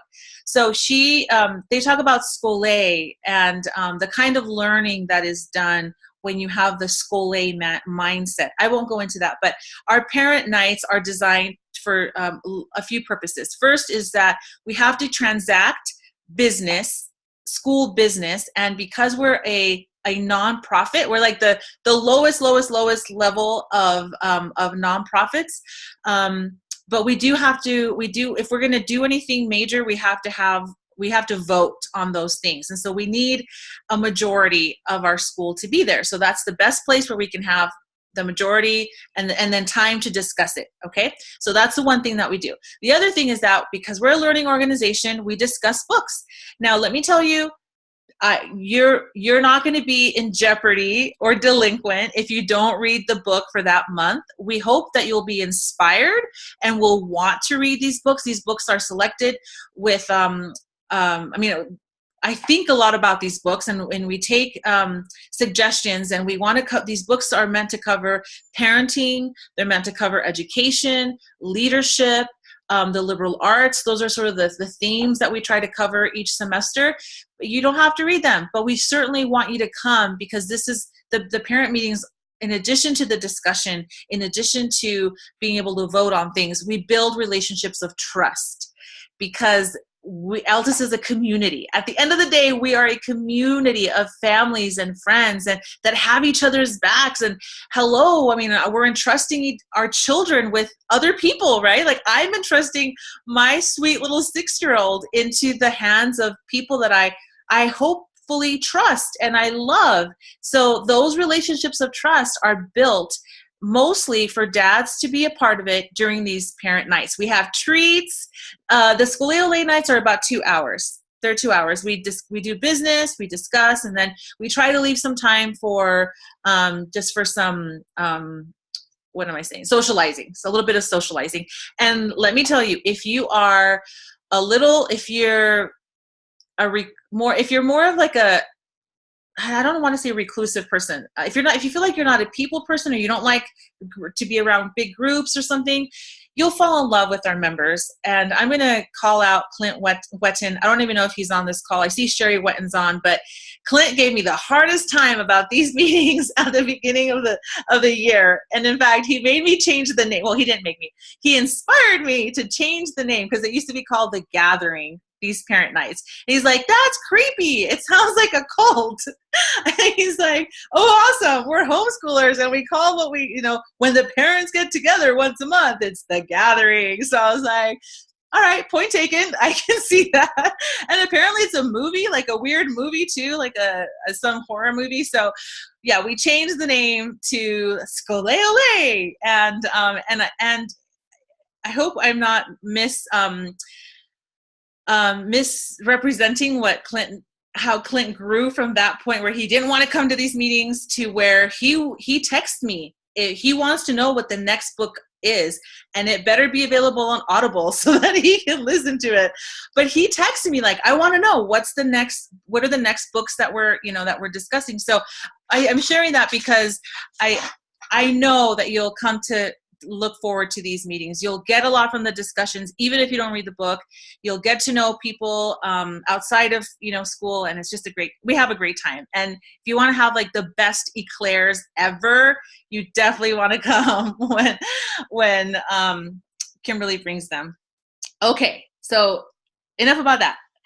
2 more things. I want to give you, as the principal mentor hat, I'm putting it on, I want to give you one vital behavior that will absolutely make your year awesome. Like you will rock it. And by the end of it, you will feel like you just rock the homeschooling thing, okay? If you're familiar with the book Influencers, this idea of vital behaviors comes from that book, Influencers. Highly recommend it. Just know we're going to read it in the spring, so you might want to start now if you want. And vital behaviors are like, these are key behaviors that if we do them, we get certain results, absolute results. Okay, so these are like really, really important behaviors. And the one behavior that I want you to buy into it is parent-mentor meetings, weekly parent-mentor meetings. Leadership education rises and falls on weekly parent-mentor meetings, because this can be a formal sit-down meeting that you do with your child, or it could be a little bit more informal. It could be in the car. It could be you could take your child out for ice cream once in a while, you know what I mean? Or it could be you just set it up and your child knows every Monday at 2:00 I meet with this child, and we meet for 10 minutes, 20 minutes, 30 minutes, an hour, whatever that child needs. And this is when you get to meet with this child, figure out what their needs are for that week, what their desires, what their interests are for that week, and you help them structure, you help set them up for success. You're the mentor, you're the parent, you're the one with the experience, and you can help that person, that child, structure that week for success. So if you have a child that has, for example, they have a presentation due in Key of Liberty, that's the class that I'm going to mentor. And if that homeschool kid has never given a presentation and they've never been in a co-op, they're not going to know possibly how to create this presentation, right? So you set up that meeting and you're having them on a weekly basis, and you say, oh, you have a presentation that's coming up in a month, or, you know, in a couple of weeks. What can I do to help you? And then that's your opportunity to really set that child up for success for that week. Now, I promise you that if you hold these parent meetings on a weekly basis, your relationship will improve with your child. If you don't do it like a interrogation, right? You don't want to become an interrogation like, what homework do you have, and why haven't you done it? And when you meet the next week, you don't want to interrogate them on why they didn't do all that homework that they said that they were going to do. You're trying to help them grow into self-directed scholars. Our goal is to create self-directed scholars, autodidacts. Right? We want our children to be autodidactic, but they don't spring from our wombs autodidacts. We have to help them become that. So that's where that happens in the parent mentor meetings. Okay. So I'm going to put you on the spot right now, and I want you to hold your hand up, and I want you to promise me that you're going to hold these weekly parent mentor meetings with at least your scholars, okay? At least your scholars. And if you don't feel comfortable doing it, come to me. I will create a video. I'll put a video together, and I'll even get Kimberly. She'll be my kid, and we're gonna role play, right? Like worst case scenario, best case scenario, so that you can feel comfortable. But raise your hand right now and promise me that you will hold these weekly parent mentor meetings, and I promise I will talk you through it. I'll help you through it. But this is how your kids are going to be successful. Okay. I'm not seeing Trista. Okay. Finally, Trista. All right. Okay. Andrea Peterson, Carrie, Christina, Colleen, Sarah Richens, Heidi, Sherry, Tamra, and whoever 520-625-4237 is. You better be holding your hand up right. Okay. Because this is now recorded. Awesome. Okay.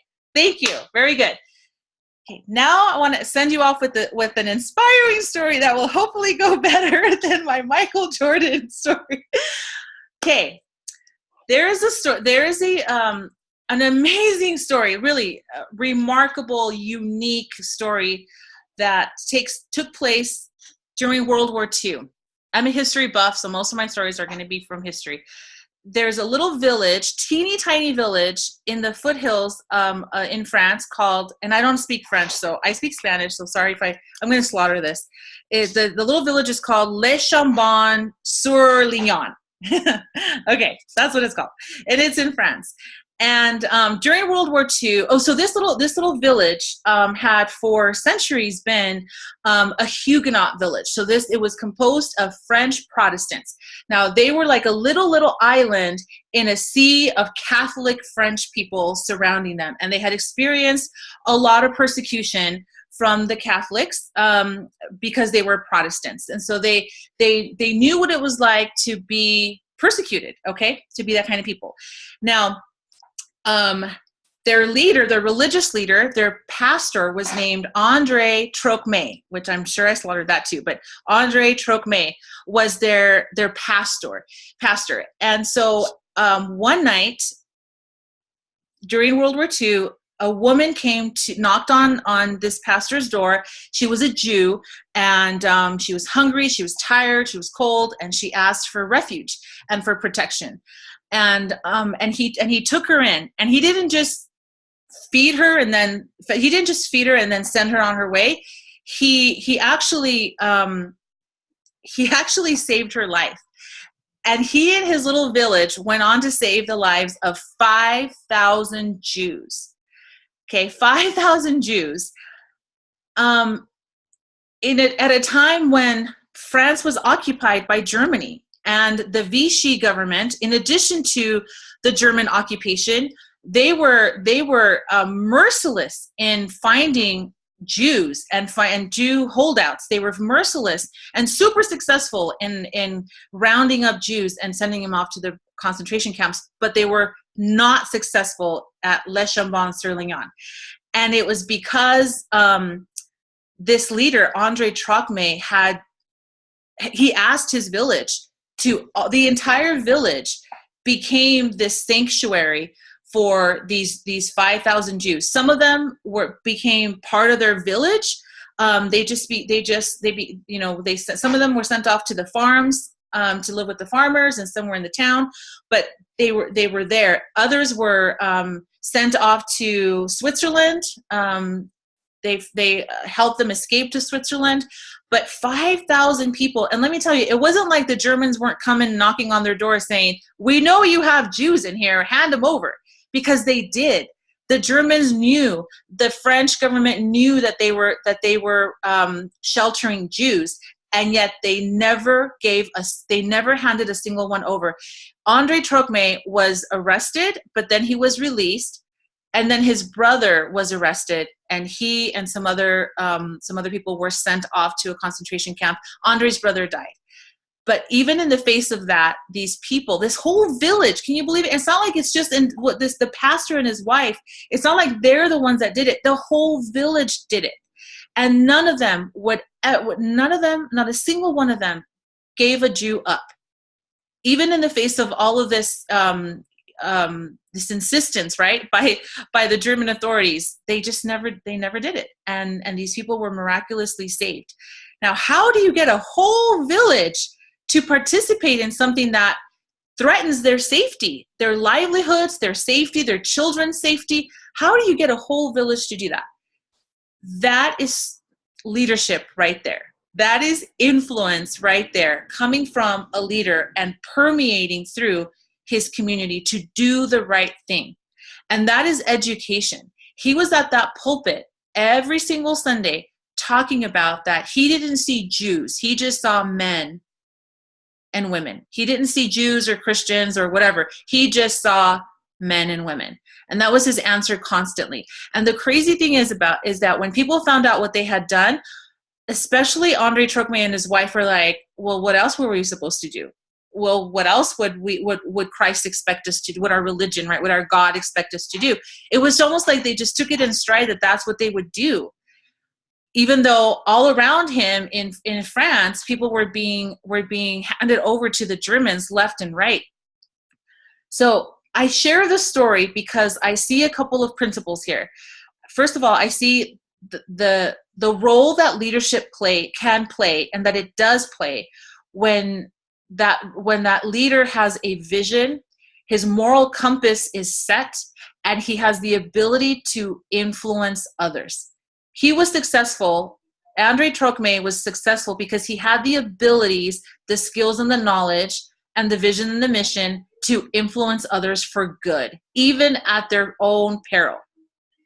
And then you had a group of people who were teachable and humble enough to accept his teaching, basically the education he was giving them. They were humble enough to accept it, and they caught that vision, and they lived that mission. Those are the kind of people that we want to produce. I don't like that word, but that we want to raise in Altus. If you join our community, this is the kind of community you're joining, right? The kind of community that is going to raise the kind of young men and young women that when they see a wrong, they will do whatever it takes to right it, even at their own peril. Because really, that's what God would want us to do, right? That's what God would want us to do. And I believe that. I want to live it. I want our community to live that. And I want you to help.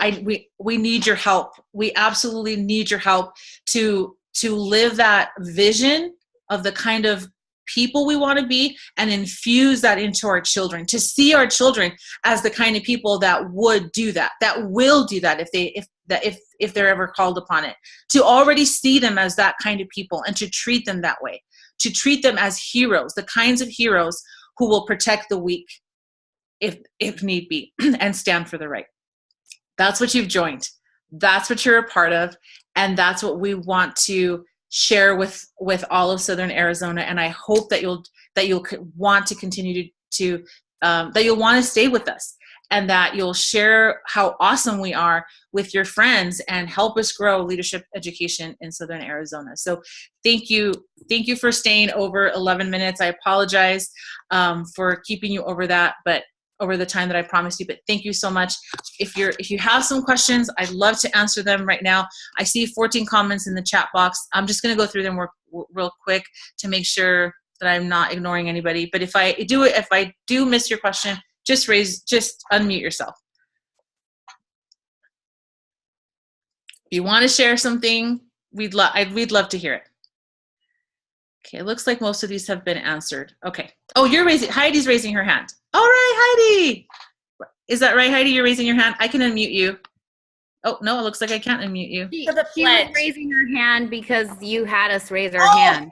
Right. Good job, Heidi. I didn't see anybody else raising their hand in the chat box.